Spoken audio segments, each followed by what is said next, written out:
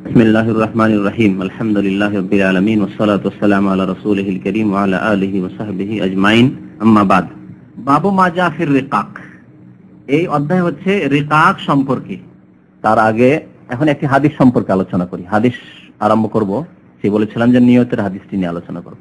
হযরত ওমর ইবনে খাত্তাব রাদিয়াল্লাহু তাআলা আনহু এই হাদিসটি বর্ণনা করেছেন, ইন্নামাল আমালু বিন্নিয়াহ, মানুষের সমস্ত কর্ম আমল নির্ভর করে নিয়তের উপর।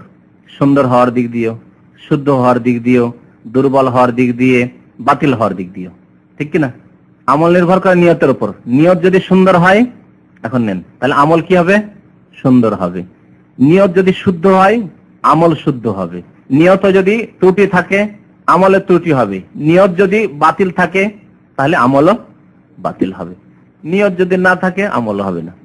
যেমন একটা উদাহরণ দিই, দুইজন লোক নামাজ পড়ছেন, মানে রুকু সিজদা করছেন। একজন লোক আল্লাহর সন্তুষ্টির জন্য আল্লাহ ফরজ করেছেন তাই ইবাদত করছেন, বুঝছেন? আর একজন লোক নামাজ পড়তে আসলেন ফজরে, কিন্তু তাকে ডাক্তার বলেছে যে দেখো, তুমি যে এই রোগে ভুগছো, এই রোগ ভালো করার জন্য তোমাকে ভোরে ভোরে উঠতে হবে, ফ্রেশ বাতাস ভোরে ফজরের সময় ভোরে ভোরে উঠতে হবে, আর ওঠার পর এক্সারসাইজ করতে হবে, একটু হাঁটাহাঁটি করতে হবে, আর উযু করতে হবে, হাত মুখগুলি একটু ক্লিন রাখতে হবে, বুঝতে পারছেন? পরিষ্কার পরিচ্ছন্ন থাকতে হবে, হাঁটাহাঁটি করতে হবে, এক্সারসাইজ করতে হবে। সে ভাবলো যে এর জন্য তো ভালো উযু করা, তো ক্লিন হয়ে গেলাম উযুর মাধ্যমে, আর এক্সারসাইজ করতে বলেছে তো নামাজের মধ্যে একটা এক্সারসাইজ তো হচ্ছে, তো নামাজটাও পড়েনি, আর তারপরে ভোরের ফ্রেশ বাতাসে একটু ঘোরাঘুরি হয়ে যাবে, একটু হাঁটাহাঁটি, বাড়ি থেকে মসজিদে গেলাম, একটু হাঁটাহাঁটি হয়ে গেল, এই উদ্দেশ্যে নামাজ দুইজনই পড়লো, তাই না? আগের লোকটি পড়লো আল্লাহর ইবাদত কায়েম করার জন্য, নামাজ আল্লাহ কায়েম করতে বলেছেন, ফজর নামাজ পড়তে বলেছেন তাই। আর এই লোকটি করলো কি জন্য? সুস্থতার জন্য। ইন্নামাল আমালু বিন্নিয়াহ, আমল নির্ভর করছে, এই নামাজ এখন নির্ভর করছে নিয়তের উপর। ওই লোকটি যে আল্লাহর জন্য ইবাদত করেছে, তার নামাজ কবুল হবে। আর এই লোকটি যে এক্সারসাইজের জন্য নামাজ পড়েছে, বা ফজরে উঠেছে একটু ভালো বাতাস, ফ্রেশ বাতাস খাওয়ার জন্য, সেও তো নামাজ পড়লো, নামাজ হবে? নামাজ হবে না। ওযুর সওয়াব পাবে? পাবে না। নামাজের সওয়াব পাবে? পাবে না, বরং শিরক, লোক দেখানো, দুনিয়ার স্বার্থের জন্য, সুস্থতার জন্য যে নামাজ পড়বে, সে শিরক করলো, ঠিক কিনা? দেখেন, ইন্নামাল আমালু বিন্নিয়াহ, সমস্ত ক্ষেত্রে এইরকম। এই জন্য নিয়তে যত নিষ্ঠা থাকবে, ইখলাস থাকবে, তত বেশি সওয়াব বাড়বে। আবার কম বেশি হওয়ার দিক দিয়ে, নেকি কম বেশি হওয়ার দিক দিয়ে, এরকমই গুনাহ কম বেশি হওয়ার দিক দিয়েও নিয়তের উপর নির্ভর করছে আমল। যত বেশি ইখলাসের সাথে, আন্তরিকতার সাথে নামাজ পড়বেন আপনি, তত বেশি নামাজের সওয়াব পাবেন। এটা নামাজের উদাহরণ দিচ্ছি, কিন্তু যে কোনো আমল, সাদকা, হজ, রোজা, যে কোনো ক্ষেত্রে যত বেশি ত্রুটি থাকবে নিয়তে, তত বেশি গুনাহ হবে, হবে না? তো ইন্নামাল আমালু বিন্নিয়াহ, মানুষের আমল তাহলে নির্ভর করে নিয়তের উপর। ওয়া ইন্নামা লিকুল্লি ইমরিইন মা নাওয়াহ, এবং প্রত্যেক মানুষ তাই পাবে যার সে নিয়ত করলো, যে উদ্দেশ্যে নিয়ত করলো তাই সে হাসিল করবে। ওয়া ইন্নামা লিকুল্লি ইমরিইন, প্রত্যেক ব্যক্তির জন্য তাই রয়েছে যার সে নিয়ত করলো। তারপরে নবী করিম সাল্লাল্লাহু আলাইহি সাল্লাম হিজরতের একটি উদাহরণ দিয়েছেন। হিজরতের উদাহরণ দিয়েছেন, আমি দিলাম নামাজের একটা উদাহরণ দিলাম, নবী সাল্লাল্লাহু আলাইহি ওয়াসাল্লাম হিজরতের উদাহরণ দিয়েছেন।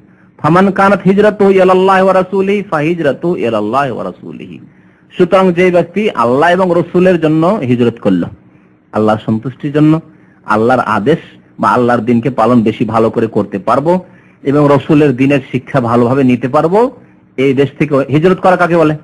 হিজরত করা মানে এক দেশ থেকে বা এক এলাকা থেকে অন্য এলাকায় স্থানান্তরিত হওয়া, একে বলে হিজরত। আল ইন্তেকাল মিন বালাদিন ইলা বালাদিন, এক শহর থেকে, এক গ্রাম থেকে, এক অঞ্চল থেকে, এক দেশ থেকে অন্য দেশে চলে যাওয়াকে হিজরত বলা হয়। হাজারা ইউহাজিরু, হিজরত। মুহাজিরিন বলা হয় কাদেরকে? যারা মক্কা থেকে মদিনায় হিজরত করে চলে এসেছেন বা অন্য এলাকায় ইসলাম গ্রহণ করেছিলেন, তখন মক্কা বিজয়ের আগে পর্যন্ত তাদের উপর হিজরত ফরজ ছিল যে সবাই মদিনায় এসো, ইসলামের মদদ করতে হবে, ইসলামের খেদমত করতে হবে, জিহাদ ফি সাবিলিল্লাহ করতে হবে। সুতরাং সবাই যে কলমা পড়বে সে মদিনায় হাজির হয়ে যাও, মদিনায় আসতে হবে। হিজরত তখন ফরজ ছিল, মক্কা বিজয়ের পরে হিজরত ফরজ নেই, এখন হিজরত মুস্তাহাব রয়েছে। যদি দেখা যায় যে আমার ইসলাম পালনে অসুবিধা হচ্ছে কোনো এলাকায়, তো যে এলাকায় ইসলাম সুন্দর করে পালন করতে পারবেন সেই এলাকায় হিজরত করতে হবে। সেই দেশের মধ্যে হইতে পারে, অন্য কোনো দেশে হইতে পারে। আর এই হিজরত কিয়ামত পর্যন্ত বাকি থাকবে। একটি হাদিস আছে, লা তানকাতুল হিজরাতু মা কুতিলাল আদু, যতদিন পৃথিবীতে শত্রু থাকবে ততদিন হিজরত বহাল থাকবে। আর কিয়ামত পর্যন্ত পৃথিবীতে শত্রু থাকবে, থাকবে না? থাকবে।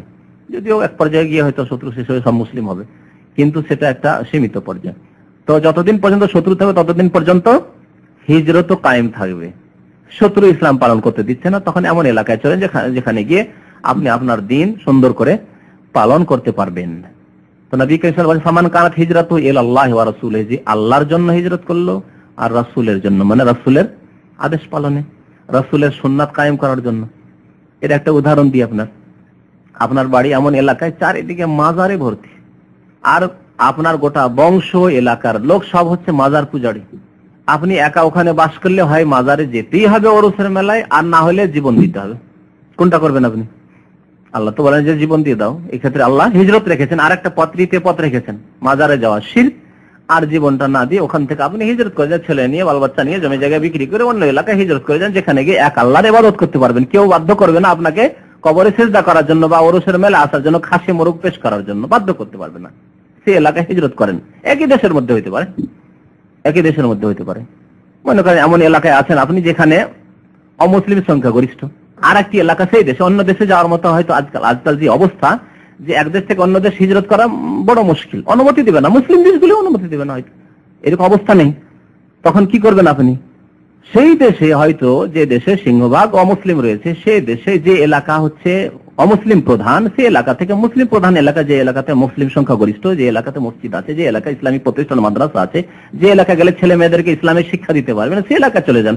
আপনি একাই একজন মুসলমান আর সব হচ্ছে অমুসলিম, ইহুদি, নাসারা বা অন্য কোনো জাতি পৌত্তলিক, আপনি ওখানে বাস করবেন না। এরকম জায়গায় আপনার জন্য বাস করা উচিত নয়। আপনার দুনিয়ারও ক্ষতি হবে, আখিরাতেরও ক্ষতি হবে। আর হচ্ছে না? হচ্ছে না? হচ্ছে। গুজরাটে যে ঘটনা ঘটেছে যেসব এলাকায়, সেই এলাকার অবস্থা এরকম।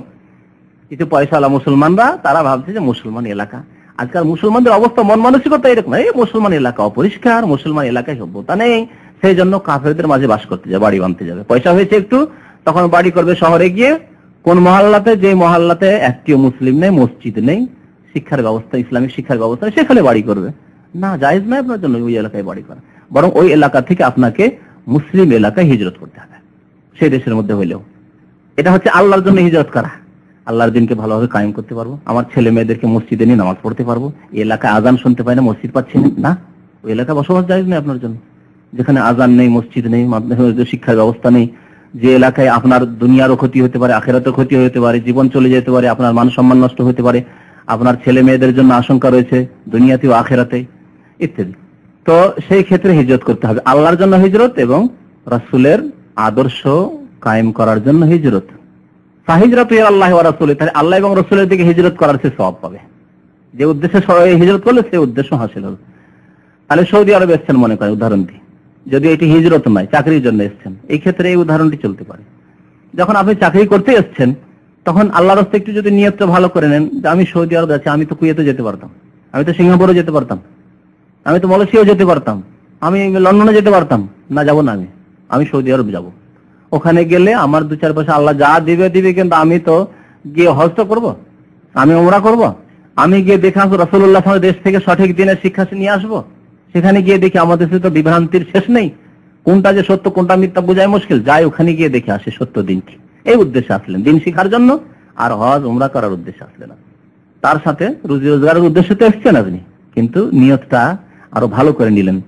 ফামান কানাত হিজরাতু ইলাল্লাহি ওয়া রাসূলিহি, আল্লাহ এবং রাসূলের জন্য হিজরত করলেন, তাহলে আপনি আসলেন এখানে, তাহলে আপনি সওয়াব পাবেন এই সফরে।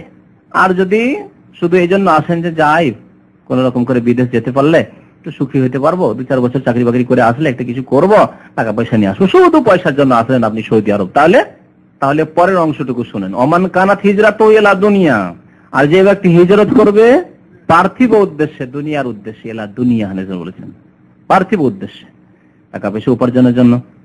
সৌদি আরবে গিয়ে কি হবে, 300 টাকা 500 টাকা বেতন, যায় লন্ডনে যায় মদের দোকানেই চাকরি করবেন, মদই খাওয়াবেন লোকজনকে, রেস্টুরেন্টে চাকরি, আর মদ না খাবে তো রেস্টুরেন্টে চলতে পারে না। কিন্তু ওসব দেখা দেখি নাই, ওখানে পাউন্ড পাবো, যে একটা রিয়াল দিয়ে 15 টাকা হচ্ছে, আর একটা পাউন্ড দিয়ে কত টাকা হবে, এই হিসাব করছেন আপনি, এই হিসাব করছেন আপনি, বুঝতে পারছেন, 100-র উপরে আছে। জি জি। তো কথা হচ্ছে যে এইরকম যে হিসাব করলো ওমান কানাত হিজরাতু ইলা দুনিয়া, এই জন্য গেল। আর বিশেষ করে যারা নাগরিকত্ব নিতে যাচ্ছে, ওইসব কাফের দেশে, পশ্চিমা দেশে চলে গেল, কানাডা চলে গেল, আমেরিকা চলে গেল, লন্ডনই হবে, কি জন্য, যে ওখানে গেলে সুখী হয়ে যাবে, আমার বাল বাচ্চা সুখী হয়ে যাবে, আমার ভবিষ্যৎ উজ্জ্বল হয়ে যাবে, ইত্যাদি ইত্যাদি। তাহলে ওই যোগ্যতা থাকতে হবে, দায়ী হইতে হবে, তাহলে ওই রকম এলেম থাকতে হবে, নিজের কাছে এই অস্ত্র থাকতে হবে যে ওই যে আক্রমণ, কুফরির আক্রমণগুলি হবে সেগুলোকে প্রতিরোধ করতে পারবে। না হলে যেমন একজন মানুষ যখন রাস্তায় চলাফেরা করে অনেক ভাইরাস তার উপর আক্রমণ করে, আর যদি দুর্বল হয়, রোগী মানুষ, আর না না না আমার কিচ্ছু হবে না, তাহলে তো তাকে ভাইরাস অ্যাটাক করবে। তো যার কাছে বেশি এলেম নাই শরীয়ত সম্পর্কে, তাকে ওই কুফরির আর ওই শিরকের আর মদ আর অবাধ মেলামেশা আর জেনা আর ব্যভিচার, উন্মুক্ত রাস্তাঘাটে জেনা ব্যভিচার, এসব যে ভাইরাস চলছে ওই সব দেশে ভাইরাস তো আক্রমণ করে দিবে তার উপরে, সে কি ইসলামের দাওয়াতের কাজ করবে? তাকে কুফরির দাওয়াত দিয়ে দিবে, তারা ভাইরাসে খেয়ে নিবে। এই হচ্ছে অবস্থা। সুতরাং এই অজুহাত সাধারণ লোকদের জন্য চলবে না। একজন মানুষ সাধারণ শিক্ষিত, কোরআন এবং হাদিস সম্পর্কে সেই রকমের জ্ঞান নেই যে মানুষকে দাওয়াত দিতে পারবে, এবং তার কাছে ওই রকম অস্ত্র নেই, সে বলছে যে আমি যাচ্ছি, একজন এমএ পাস লোক, একজন ইঞ্জিনিয়ার লোক আগিয়ে বলছে আমি ইসলামের দাওয়াত করবো, কি দাওয়াত দিবে সে? বাবা ধীরে ধীরে দেখবে না না না, এইসব কথাবার্তা বললে, ইসলামের কথা বললে অসুবিধা আছে, মুসলিম প্রকাশ করলে অসুবিধা আছে, তখন গোপনে রাখতে লাগবে তার ইসলামটাকে, মুসলিম হওয়াটাকে গোপনে গোপনে করতে করতে ওর ছেলেদের জামানায় এসে ওই গোপনেই হয়ে যাবে একবারে। হ্যাঁ, ইসলাম গোপন হয়ে যাবে। এ হচ্ছে ভবিষ্যতে, এরকমই মনে হচ্ছে। তো কথা হচ্ছে যে যারা দুনিয়ার জন্য হিজরত করলো, এ হচ্ছে দুনিয়ার জন্য হিজরত। পশ্চিমামুখী যেসব লোকেরা আমাদের দেশের যাচ্ছে, উপমহাদেশ বিশেষ করে ভারত, বাংলাদেশ, পাকিস্তানের পয়সাওয়ালা এবং শিক্ষিত লোকেরা এখন পশ্চিমামুখী, পশ্চিমা দেশমুখী, এরা হিজরত হইলা দুনিয়ার জন্য, ইউসিবুহা দুনিয়া হাসিলের জন্য, আও ইমরাআতিন ইয়াতাজাওয়াজুহা বা কোন মহিলাকে বিয়ে করার জন্য। অথচ সেই দেশে গিয়ে তার ঈমান আমার নষ্ট হয়ে যাবে, তার ধার্মিকতা নষ্ট হয়ে যেতে পারে, কিন্তু লন্ডনে বিয়ে করবে। আর বিয়ে করে না সাইটি নিচ্ছে অনেকে, আমাদের সিলেটি ভাইরা, তারা তো বিয়ে করেছে ওই জন্য যে বিয়ের মাধ্যমে কোন রকম, আর বিয়ে ওই পশ্চিমা দেশে কিরকম বিয়ে হচ্ছে জানে, কিছু মহিলাই আছে তারা ন্যাশনালিটি দেওয়ার জন্যই বিয়ে করে, 2 মাস 3 মাসের জন্য, 2 মাস 3 মাস 6 মাসের জন্য বিয়ে, যে তোমার আমার দায়িত্ব হচ্ছে তোমাকে বিয়ে করে নিয়ে ন্যাশনালিটি এত টাকা নেব, আমাকে বিয়ে করো, আর অমুক হোটেলে এসে আমার সাথে দেখা করবে, ব্যাস। ন্যাশনালিটি কোর্টে গিয়ে বললো আমার স্বামী, আর স্বামী করে দিয়ে যখন ন্যাশনালিটিটা পেয়ে গেলেন তখন তুই কে আর মুই কে, কোনো পরিচয় নেই, আবার আরেকজনকে ন্যাশনালিটি দেওয়ার জন্য তার সাথে কন্ট্যাক্ট। এইরকম পশ্চিমা দেশগুলিতে কিছু মহিলারা আছে বেশ্যাবৃত্তির এই ব্যবসা করছে ন্যাশনালিটি দেওয়ার জন্য। আর এই এক শ্রেণীর মুসলিমরা, কাফেররা তো করতে পারে, তাদের তো হালাল হারাম আর আল্লাহ পরকাল কিচ্ছু নেই তাদের।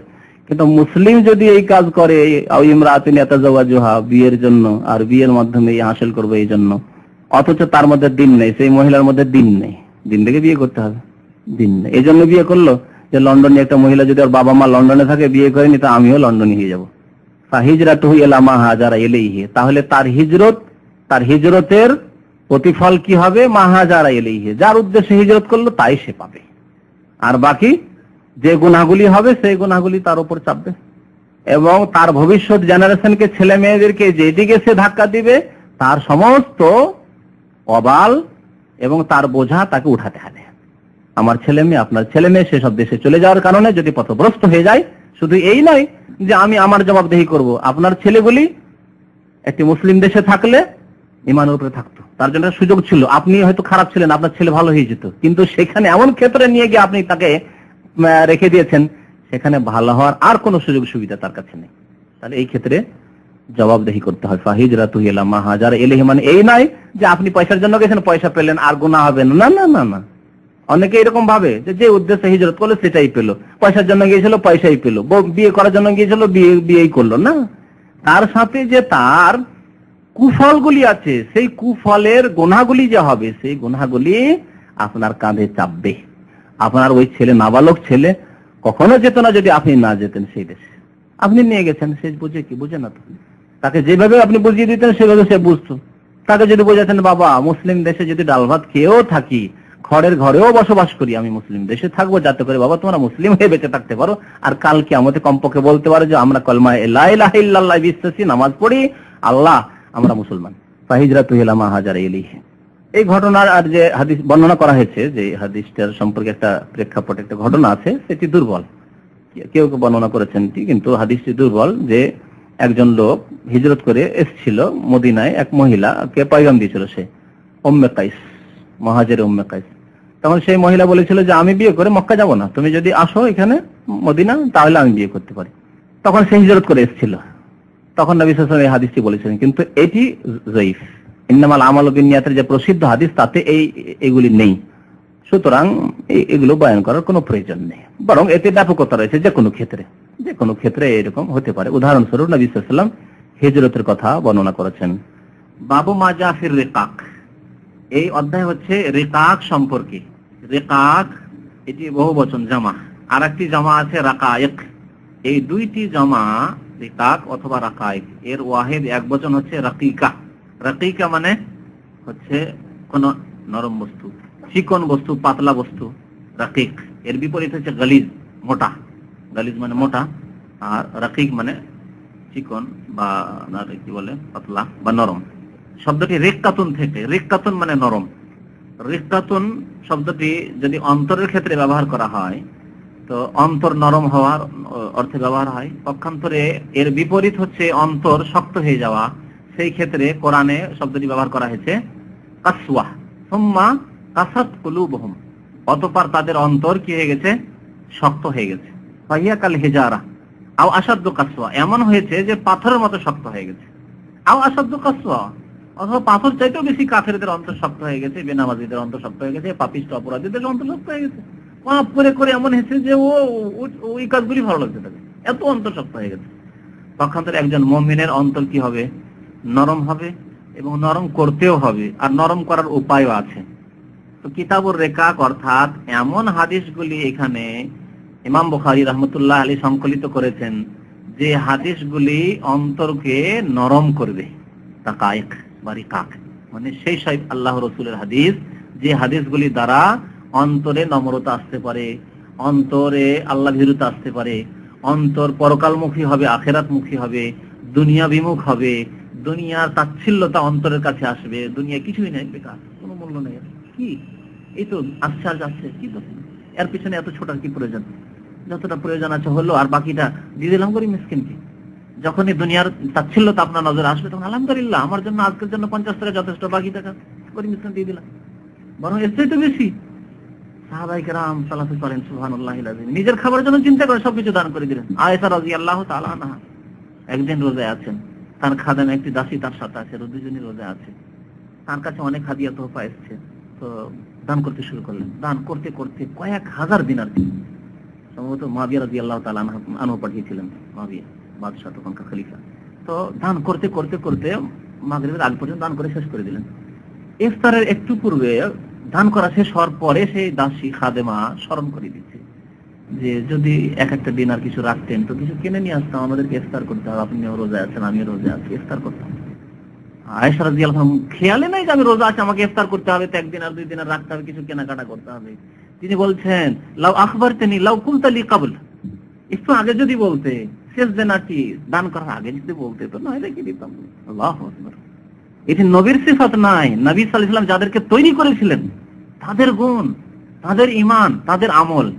আর আজকে যদি আপনাদের সামনে এই কথাটি আমি বলি যে আমার আজকের জন্য 50 টাকা পার ডে, আমার 50 টাকা যথেষ্ট, সুতরাং 50 টাকার উপরে যে টাকাটি হলে সে টাকাটি দান করা, তাহলে বাবা খাবে, আরে বাবা বছরে জাকাত দিচ্ছি শতকরা 2.5 টাকা, এই অনেক বেশি। তারপরে আবার যদি 100, আমার 100 রিয়াল ইনকাম, 50 টাকা তোমার কাজে হয়ে যাচ্ছে, এতে আর 50 টাকা দান করে দাও। আজকাল মানে কল্পনার বাইরে চলে যাচ্ছে এই কথাগুলো, তাই না? যে আজ এরকম মানুষ কি হতে পারে, আজকাল পাওয়া যেতে পারে যে আজকে যে প্রয়োজন 50 টাকা হয়ে যাচ্ছে, তো বাকি 50 টাকা বা আরো 100 টাকা ইনকাম হচ্ছে বা আরো 25 টাকা ইনকাম হচ্ছে, ওটি দান করে দেবো, এরকম লোক পাওয়া যাবে? কত দুনিয়ামুখী তাহলে হয়ে গেছে। তো রিকাক অন্তর নরম করার হাদিসগুলি বা কোরআন আয়াতগুলি যা হাদিসের সাথে সাথে এই অধ্যায় এসেছে, সেগুলির দ্বারা এটাই হবে যে পরকাল কত মূল্যবান। পরকালের নিয়ামত একদিকে রাখেন, আর একদিকে দুনিয়ার তাচ্ছিল্যতা, তাহলে পরকাল কত যে গুরুত্বপূর্ণ আমাদের জন্য, আর পরকালের জন্য কত মেহনত করা উচিত। অথচ আমরা দুনিয়ার জন্য কত মেহনত পরিশ্রম করছি, কত ছোটাছুটি করছি, আর কত পেরেশান হয়ে যাচ্ছি যদি আমাদের মনের উদ্দেশ্য হাসিল না হচ্ছে, ওই টাকা পয়সাটি হাসিল না হচ্ছে, ওই চাকরিটা না হচ্ছে, ওই স্বার্থ হাসিল না হচ্ছে, শত্রুতা শুরু করছি। এমনকি আমাদের কিছু ভাইরা বলছিলেন যে আজকাল কিছু লোকেরা আছে যারা দিনের কথাও শোনে, কিন্তু তাদের সম্পর্ক বন্ধু বান্ধবের সাথে টাকা পয়সার সম্পর্ক, ধার দেওয়া দেয় সম্পর্ক। যদি ধার দিতে পারেন তাহলে ঘনিষ্ঠ বন্ধু, ধার না দিতে পারলে মন ক্ষুণ্ণ, তারপরে থেকে আর আপনার সাথে সম্পর্ক ভালো নেই, দূরে দূরে সম্পর্ক। নামাজি মানুষের এই অবস্থা হয়, তাহলে কত দুনিয়ামুখী আমরা হয়ে গেছি। দুনিয়া কত বড় আমাদের কাছে হয়ে গেছে যে এর কাছে 500 রিয়াল ধার চাইলাম আর দিল না, সেজন্য ওর সাথে আর সম্পর্ক নেই, তুই কি আর মুই কি হয়ে গেল। আর যে দিতে পারছে টাকা ধার দিতে পারছে, ঠিক আছে বন্ধু, তাহলে দুনিয়া কত মূল্যবান হয়ে পড়েছে আমাদের কাছে, আর কত আমাদের অন্তর শক্ত হয়ে গেছে। পরকাল সম্পর্কে চিন্তা নেই, পরকালীন সম্পর্ক হইতে হবে, পরলৌকিক সম্পর্ক হইতে হবে, আল্লাহ এবং রসুলের জন্য সম্পর্ক হইতে হবে, দিনের ভিত্তিতে সম্পর্ক হইতে হবে, কথা চিন্তা নেই। আজকাল অধিকাংশ মানুষের সম্পর্ক হচ্ছে স্বার্থের সম্পর্ক। তো লেখক বলছেন বাবু মাজা, ইমাম বুখারী, লেখক কে? ইমামে বুখারী রাহমাতুল্লাহ আলাইহি। কমপক্ষে ইমাম বুখারী রাহমাতুল্লাহ আলাইহির নাম আর জন্ম আর ইন্তেকাল এটুকু জানতে হবে, প্রত্যেককে জানতে হবে।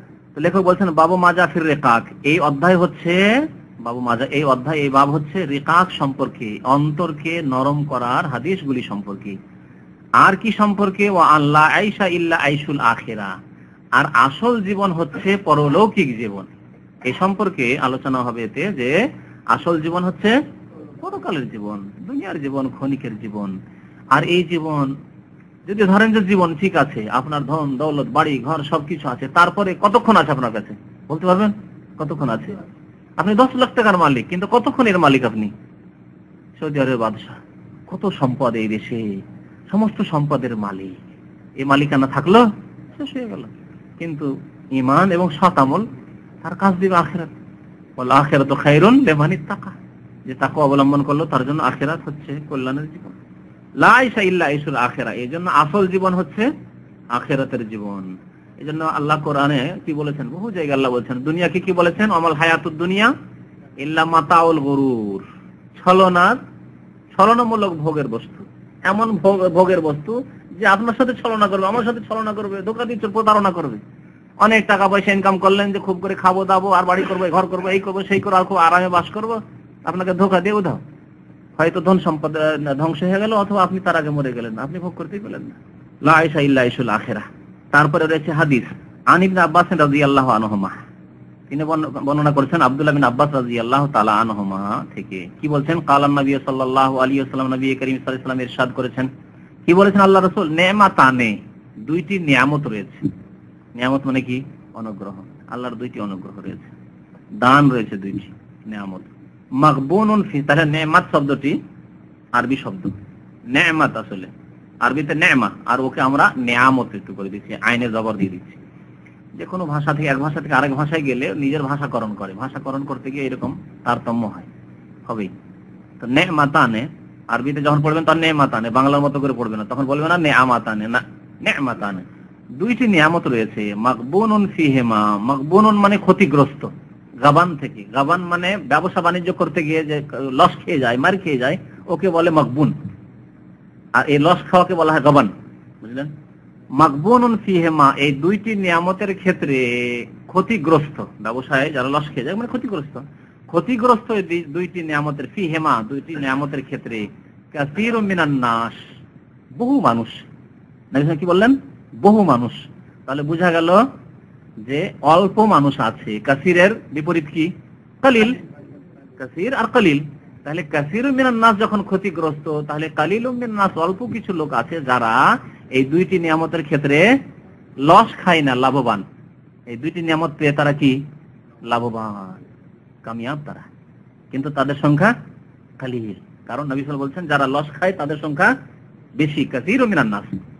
এই হাদিসটি মিল রয়েছে কোরআনের আয়াতের সাথে। আল্লাহ কোরআনে বলেছেন ওয়া কালিলুম মিন ইবাদিয়াশ শাকুর, আমার শুকরগুজার বান্দা কম, খুব কম। তাহলে শুকরগুজার বান্দা কম, আর কুফরিকারী, কৃতজ্ঞ, নাফরমান বান্দা মানুষ বেশি। তো কাসীর, অধিকাংশ মানুষ ক্ষতিগ্রস্ত। এই দুটি নিয়ামত কি? as-সিহা, একটি হচ্ছে সুস্থতা, সিহা মানে সুস্থতা, ওয়াল ফারাগ, আর দ্বিতীয় হচ্ছে অবসর, বলতে হবে অবসর, ফারেগ হওয়া থেকে বলে কর্মব্যস্ততা মুক্ত হওয়া, তার মানে অবসর। তো দুইটি এমন নিয়ামত, অত্যন্ত মূল্যবান নিয়ামত। এই দুইটি নিয়ামত দুনিয়াবী নিয়ামত। এই হাদিসের অর্থ এই না যে নবী করিম সাল্লাল্লাহু আলাইহি ওয়াসাল্লাম এই দুইটি নিয়ামতকে সবচেয়ে বড় বলেছেন, এই কথা তো বলেননি। এগুলি হচ্ছে পার্থিব নিয়ামত, যে নিয়ামতগুলি অত্যন্ত মূল্যবান। এই নিয়ামতকে যদি মানুষ কাজে লাগায় তাহলে কোথা থেকে কোথা পৌঁছে যেতে পারে দুনিয়ার ক্ষেত্রে। এই নিয়ামতকে আম্বিয়া এবং রাসূলগণ সৎ কাজে লাগিয়েছেন, কোথা থেকে কোথায় আম্বিয়া পৌঁছে গেছেন, সাহাবায়ে কেরাম, সিদ্দিকিন, শুহাদা, সালেহিন হয়ে গেছেন, ঠিক কিনা? একজন জাহেল ছিল, সে জাহেল পরিবারে জন্ম করে বড় আলেম আর ফাজিল অনেক কিছু হয়ে গেল, সে নেক বান্দা হয়ে গেল। মূর্খ ঘরে পয়দা হয়েছিল, বাবা মা কেউ নামাজ পড়তো না, মাশাআল্লাহ একটু মেহনত করে আর এই দুইটি নিয়ামতকে কাজে লাগার পরে দিনদার ধার্মিক হয়ে গেল আপনাদের মতো যুবক এই বয়সে, আলহামদুলিল্লাহ রাব্বিল আলামিন, আল্লাহ শুকরিয়া আদায় করা, ঠিক কিনা? যদি দেখেন মায়ের দিকে, যদি দেখেন বাবার দিকে, যদি দাদা দাদির দিকে দেখেন একেবারে দুনিয়ামুখী, হয়তো অনেক ভাইয়ের এরকম রয়েছে, অনেকের আছে তাদের নামাজে ত্রুটি রয়েছে, তারাই নামাজ পড়ে, বাবা মা নামাজ পড়ে না। একটা যুবক ছেলে গিয়ে 18-20 বছরের ছেলে, আলহামদুলিল্লাহ আল্লাহ হেদায়েত দিয়েছে তাকে, বাবা মাকে হেদায়েত করেছে, বাবা নামাজ পড়ে না, দাড়ি রাখেনি এখন। কি বলছিলাম যে এই দুনিয়াবী নিয়ামতগুলি, এই দুইটি নিয়ামত আসিহা, সুস্থতা, কারণ সুস্থতা এমন একটি নিয়ামত, এই নিয়ামতের বিকল্প দুনিয়াতে কিছু নেই। আর দুনিয়ার অন্য সমস্ত ভোগের বস্তু দিয়ে এর ঘাটতি পূরণ করা যাবে না। সুস্থতা নেই, অসুস্থ। আর দুনিয়ার সবকিছু আছে, ধন দৌলত রাজত্ব আছে, কোন শান্তি আছে? বাদশাহ 10 বছর ধরে অসুস্থ ছিলেন, বাদশাহী ছিল, কোন আরাম পেয়েছেন কি? বাদশাহী দিয়ে আরাম পাওয়া যায় না। এই অট্টালিকা, বিভিন্ন শহরে অট্টালিকা দিয়ে আরাম না, স্ত্রী এত ধনজন দিয়ে, 300 জন ছেলে মেয়ে, ভরমার, এসব দিয়ে কোনো আরাম নেই। আরাম আছে? একটা ঘটনা আমাদের এক ওস্তাদ শোনাচ্ছিলেন যে একটি লোক, গরিব মানুষ, হয়তো ক্লিন করে, এরকম লোক যারা রাস্তায় ক্লিন করে, দেখেন রাস্তায় ক্লিন করে, বসার কোনো জায়গা নেই, কে বসতে দিবে? তখন নাস্তা করতে হবে, হয়তো ফুল নিয়ে রুটি নিয়ে রাস্তায় বসে গেছে, মাঠে ধুলো বালি উড়ছে, ওই সময় গাছের তলে বা গাছও নেই, হয়তো এমন এই দেশে হলে তো গাছও নেই, মনে করেন একটা রুটি নিয়ে বসে গেছে অথবা একটা সন্দেশ নিয়ে বসে গেছে, আর খাচ্ছে, ওই ধুলো বালি উড়ে আসছে, তার খাচ্ছে, আলহামদুলিল্লাহ সুস্থ রয়েছে, কাজকর্ম করছে, খাচ্ছে। এই একটা লোক ওখানে বসে খাচ্ছে। ওই সময় একটি লোক ল্যান্ড ক্রুজারে চেপে চলে আসছে, খুব পয়সাওয়ালা লোক, প্রচুর পয়সাওয়ালা লোক, ধন সম্পদের কিছু অভাব নাই, সে ল্যান্ড ক্রুজারে চলে আসছে। আসার পরে সেই লোকটিকে দেখছে ওই অবস্থায় রাস্তায় বসে ধুলো বালিতে খেতে, দেখার পরে বলছে সে কিন্তু অসুস্থ, এই যে লোকটি ল্যান্ড ক্রুজারে চেপে আসছে অসুস্থ, হয়তো হসপিটালে নিয়ে যাওয়া হচ্ছে তাকে। আল্লাহর নিয়ামত সুস্থতা তার স্মরণ হয়েছে, বিগত জামানা তার যুগ স্মরণ হয়েছে, যখন সুস্থ ছিল তখন কেমন ছিল আর আজকে কি অবস্থা তার। তখন বলছে যে আমার চাইতে ওই লোকটি অনেক সুখী, আমাকে তোমরা ল্যান্ড ক্রুজারে করে নিয়ে যাচ্ছ, আর আমার কত সুন্দর বাড়ি আর বিছানা আর এই সেই ভোগ বিলাসের বস্তু, আমার চাইতে অনেক সুখে ওই লোকটি রয়েছে যে রোদরে বসে ওই সন্দেশ খাচ্ছে, ঠিক কিনা বলেন? তাহলে সেহা, সুস্থতা কত মূল্যবান নিয়ামত আল্লাহর দুনিয়াতে। ইবাদত বন্দেগীর ক্ষেত্রে আজকে যে সুস্থতা আছে, ইচ্ছা করলে যদি একদিন দুদিন রাত্রে জেগে নেন কিচ্ছু হবে না, হবে? আব্দুল খালেক, মাহমুদ, নাহিদ, ভাইরা যদি রাত জাগে দুদিন নাও ঘুমায় কিছু হবে না। কিন্তু আপনার মতো দাড়ি সাদা হইতে লেগেছে, আমাদের এই ভাই যাদের সুগার আছে বেচারাদের, যাদের হয়তো ওই যে প্রেশার আছে, আমার মতো লোক যাদের এখন 40 পৌঁছে গেছে, এতে যদি একদিন ঘুমের ব্যতিক্রম ঘটেছে তারপরে যেন ঘুমিয়ে আসতে চায় না, অশান্তির শেষ নাই, কাজকর্ম করতে পারা যায় না, এই বয়সে পৌঁছে গেছি। তাহলে ওই জামানা কি আর ফিরে আসবে? কথা বুঝতে পেরেছেন? তাহলে তারা যদি আজকে এই সুস্থতাকে কাজে লাগায়, তাহাজ্জুদ পড়ে, রাত্রে 1 ঘন্টা 2 ঘন্টা, তারপরেও ডিউটি করে যাচ্ছে, সারাদিন ঘুমায় না। আমার বাচ্চাদেরকে দেখার পরে আমার ওই নিয়ামত স্মরণ আসে, ছোটকালকার কথা স্মরণ আসে। তাদেরকে জবরদস্তি করে দুপুরে জোহর থেকে আসর মাঝখানে শোয়ার জন্য, এমনকি অনেক সময় ব্যাট দেখা যেতে হয়, মারধর, ধমক দিতে হয়, শক্ত আদেশ দেওয়ার পরেও এসে বলতে হয়, ঘরে এসে শুইয়ে দিতে হয়, অন্ধকার করে দিতে হয়। তারপরে দেখি ঘুমায়নি, বসে আছে। তারপরে তারা দৌড়াদৌড়ি ছুটাছুটি করছে, কোনো ক্লান্তি নেই। আর যখন রাত হলো, খেয়ে দিয়ে নিল, সাথে ঘুম চলে আসে। আর আমি যদি একদিন দুপুরে যাওয়ার পর না ঘুমাই, এটা আমার ঘুমাবের সময়, এটা আমার খুব পুরনো অভ্যাস। এই যদি আজকাল বিশেষ করে না ঘুমাই, তাহলে বড় কষ্ট হয়ে যাবে রাত্রে আমার। এই যে রাতে 11টা পর্যন্ত জাগতে হবে, 10টা পর্যন্ত এখানে থাকবো, খাওয়া দাওয়া করতে করতে 11টা 11:30 তো বাজবে। তো এই বড় কষ্ট দিনে, বিশেষ করে আসর পর আসলে বসে চেয়ারে বসে তখন কাজ করতে ভালো লাগবে না, তন্দ্রা অবস্থা। কিন্তু বাচ্চাদের কোনো ব্যাপার না। আমার ওদেরকে দেখে মাঝে মাঝেই মনে হয়, প্রায় এই কথাটা মনে হয় যে আমারও যখন 10 বছর 12 বছর এরকম বয়স ছিল, জীবনেও দিনে ঘুমাইনি। ঘুমিয়েছি কি? জীবনেও দিনে ঘুমাইনি। ওই রাত্রে ঘুমিয়েছি, সকালে উঠে গেছি ওই ভোরে, তারপরে সকালে থেকে 8টা 9টা পর্যন্ত ঘুম, সেটাও না কোনোদিন। আমাদের দেশে কি সকালে ঘুম আছে? ভালো একটা আছে যে সকালে ঘুম নেই। ওই রাত্রে ঘুমিয়েছি, এশার নামাজের পরে ঘুমিয়ে গেছি, ফজর পর্যন্ত ঘুমিয়েছি, বাস। দিনে ঘুম নেই। তারপরে কোনোদিন ক্লান্ত হয়নি, কোনোদিন হাত পায়ে ব্যথা করেনি, কোনোদিন জোড়ে ব্যথা করেনি, কোনোদিন প্রেশারের কথা চিন্তাই করেনি, কোনোদিন মাথা গরম হয়নি। মাথার ব্যথা কোনোদিন হয়েছিল, প্যানাডল খেতে হয়েছিল, প্যারাসিটামল, আমাদের দেশে প্যারাসিটামল এসে প্যারাসিটামল খেতে হয়েছিল, কোনোদিন খেতে হয়নি, এদেরকে খেতে হয়নি। কিন্তু আমাদের আজকাল দুপুরে না ঘুমাইলে বিকেল বেলা আসার পরে মাথা ব্যথা শুরু হলে তখন প্যারাসিটামল খেতে হয়। কথা বুঝতে পারছেন? আল্লাহু আকবার। এর নাম হচ্ছে সেহা।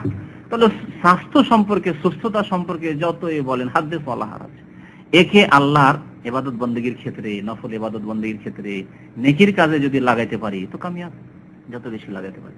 আর ফারাগ, অবসর, এখানে 8 ঘন্টা ডিউটি করে নিয়েছেন, অবসর আছেন, শুক্রবারের দিন সারাদিন ফ্রি, আপনারও ফ্রি, ওই যে রাস্তায় শিকতে সারাদিন বসে আছে তারাও ফ্রি, ঠিক না? শুক্রবার তাদের ছুটি, আপনার ছুটি, আপনার ছুটিকে আলহামদুলিল্লাহ এলিম শিক্ষাই ব্যয় করছেন। এই এলিম আপনার বড় অস্ত্র দুনিয়া এবং আখিরাতে। দুনিয়াতে আপনি বাসিরাতের সাথে চোখ খুলে আল্লাহর ইবাদত বন্দী করে, আল্লাহ দেখে শুনে আমি ইবাদত করেছিলাম যে কেমন করে ইবাদত করতে হবে এবং একমাত্র আল্লাহর করতে হবে, আর কারো করা যাবে না, আমি জানতাম। কিন্তু যারা রাস্তাঘাটে বসে থেকে থেকে শুক্রবার কাটিয়ে দিল সৌদি আরবে এসে, তারা কিছুই শিখলো না, না দিন শিখলো, না দুনিয়া হাসিল করলো, কিছুই হাসিল করলো না। দুনিয়া মানে দুনিয়াতে না সে দিন হাসিল করে কোনো ফায়দা করলো, আর না তার আখিরাতকে সুন্দর করলো। আপনি ফারাগ অবসরকে কাজে লাগালেন, আলহামদুলিল্লাহ।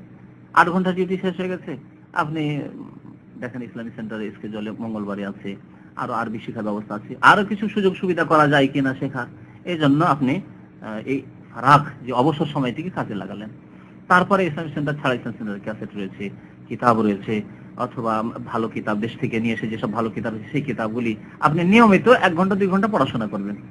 এর মাধ্যমে কি করলেন আপনি? ওই যে ফারাগ রয়েছে আপনার শূন্য স্থান সময়ের খালি জায়গাটাকে পূর্ণ করলেন আপনি নেকির কাজে। পক্ষান্তরে আপনি এই কাজগুলি না করে 8 ঘন্টা ডিউটি তো শেষ হয়ে গেছে, এখন আর কি করবো, যাই যে অমুক দোকানে একটা বন্ধু আছে ওখানে বসি, আচ্ছা ওখানে কিছুক্ষণ বসে হলো, আরেকটা লেডিস মার্কেট একটা বন্ধু আছে ওখানে গিয়ে বসি, আর একটা গিয়ে অমুক জায়গায় ওইখানে বসি, এই করে করে করে আজকে এইখানে গেলাম তো আরেকদিন 91 যাই, 91 গেলাম তো আজকে 171 যাই, একদিন কোথাও দাল্লা যায়, এই করে করে সময় কাটাচ্ছে। মানুষ করছে কিনা? মানুষ যারা ভালো কাজে লাগায় না এই অবসর সময়কে, তারা এইভাবে সময় কাটাচ্ছে। অথবা এর চাইতে আরো আরো খারাপ হচ্ছে যে গুনার কাজে লাগাচ্ছে সময়গুলিকে। সেই সাথে সাথে ভাত খাওয়া শুরু করার আগে, থালা ধোয়ার আগে প্রথম কাজ হলো টিভিটা চালু করে দিবেন, আর তারপরে বিদেশি চ্যানেল। সৌদি আরবের নাই, সৌদি আরব গুলো দেখে না কেউ। আর সৌদি আরব হলে যে সবগুলি জায়েজ হিসেবে তাও না, এখানেও যেগুলোতে মানে ইংলিশ চ্যানেল 2 যেটাকে বলা হচ্ছে নাকি, আর যেগুলো তো মহিলা আসছে সব জায়েজ না, এগুলো দেখা দেখা হ্যাঁ জি জায়েজ না, এগুলো যেখানে মহিলা আসছে সেটা জায়েজ নাই। ভালো প্রোগ্রাম যদি হয়, গঠনমূলক প্রোগ্রাম, আর মহিলা না আসে তো ঠিক আছে দেখতে পারেন।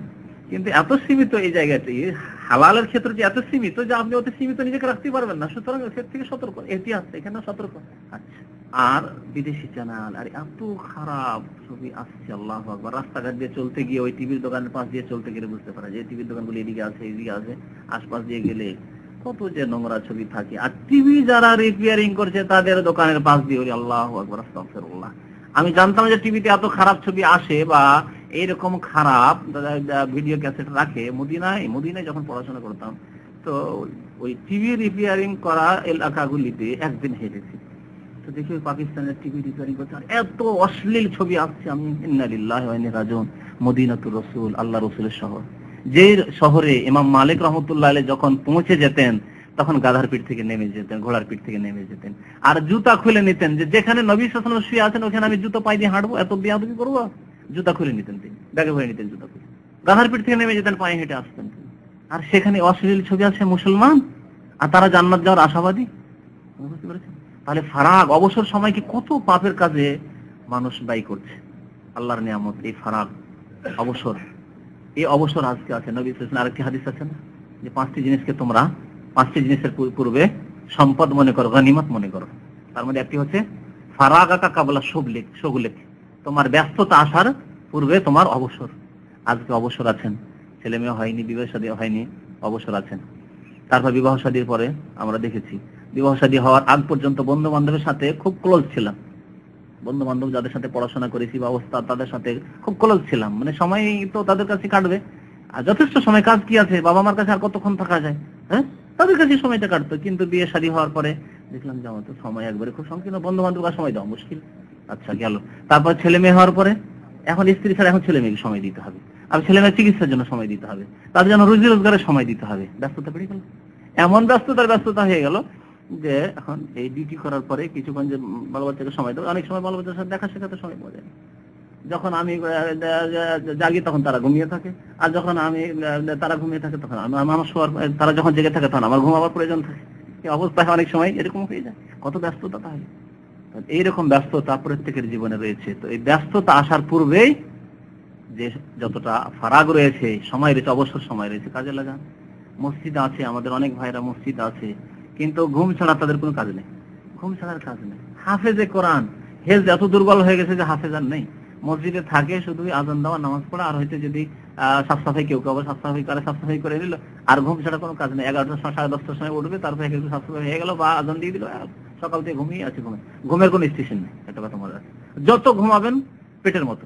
আমি পেট আর ঘুমটাকে একই রকম পেয়েছি আমার পরীক্ষাতে, আমার এটা তাজরিবা বলছি, এটা এক্সপিরিয়েন্স। এর মানে স্টেশন নেই, কোনো জায়গায় যে স্টপ থামে, নন স্টপ। যেমন যত খাবেন তত বেশি খেতে পারবেন, আর যত ঘুমাবেন তত বেশি ঘুমাইতে পারবেন। আল্লাহু আকবার, বাস্তব পরীক্ষা। তাহলে ঘুমটা যেমন করবেন তেমন থাকবে আপনার। 10 ঘন্টা ঘুমাইলেও যা, বরং ওইটা বেশি ক্ষতি। আর নিয়মিত যদি আপনি 6 ঘন্টা থেকে 7 ঘন্টা ঘুমান, এতে বেশি আপনি সুস্থ থাকবেন। তো খাওয়ার ব্যাপারটা এরকম, কি হচ্ছে এর মতো, এই যে বাচ্চারা উড়াচ্ছে বেলুনের মতো। হ্যাঁ, বেলুন, একে যেমন খাওয়াবেন তেমন খাবে।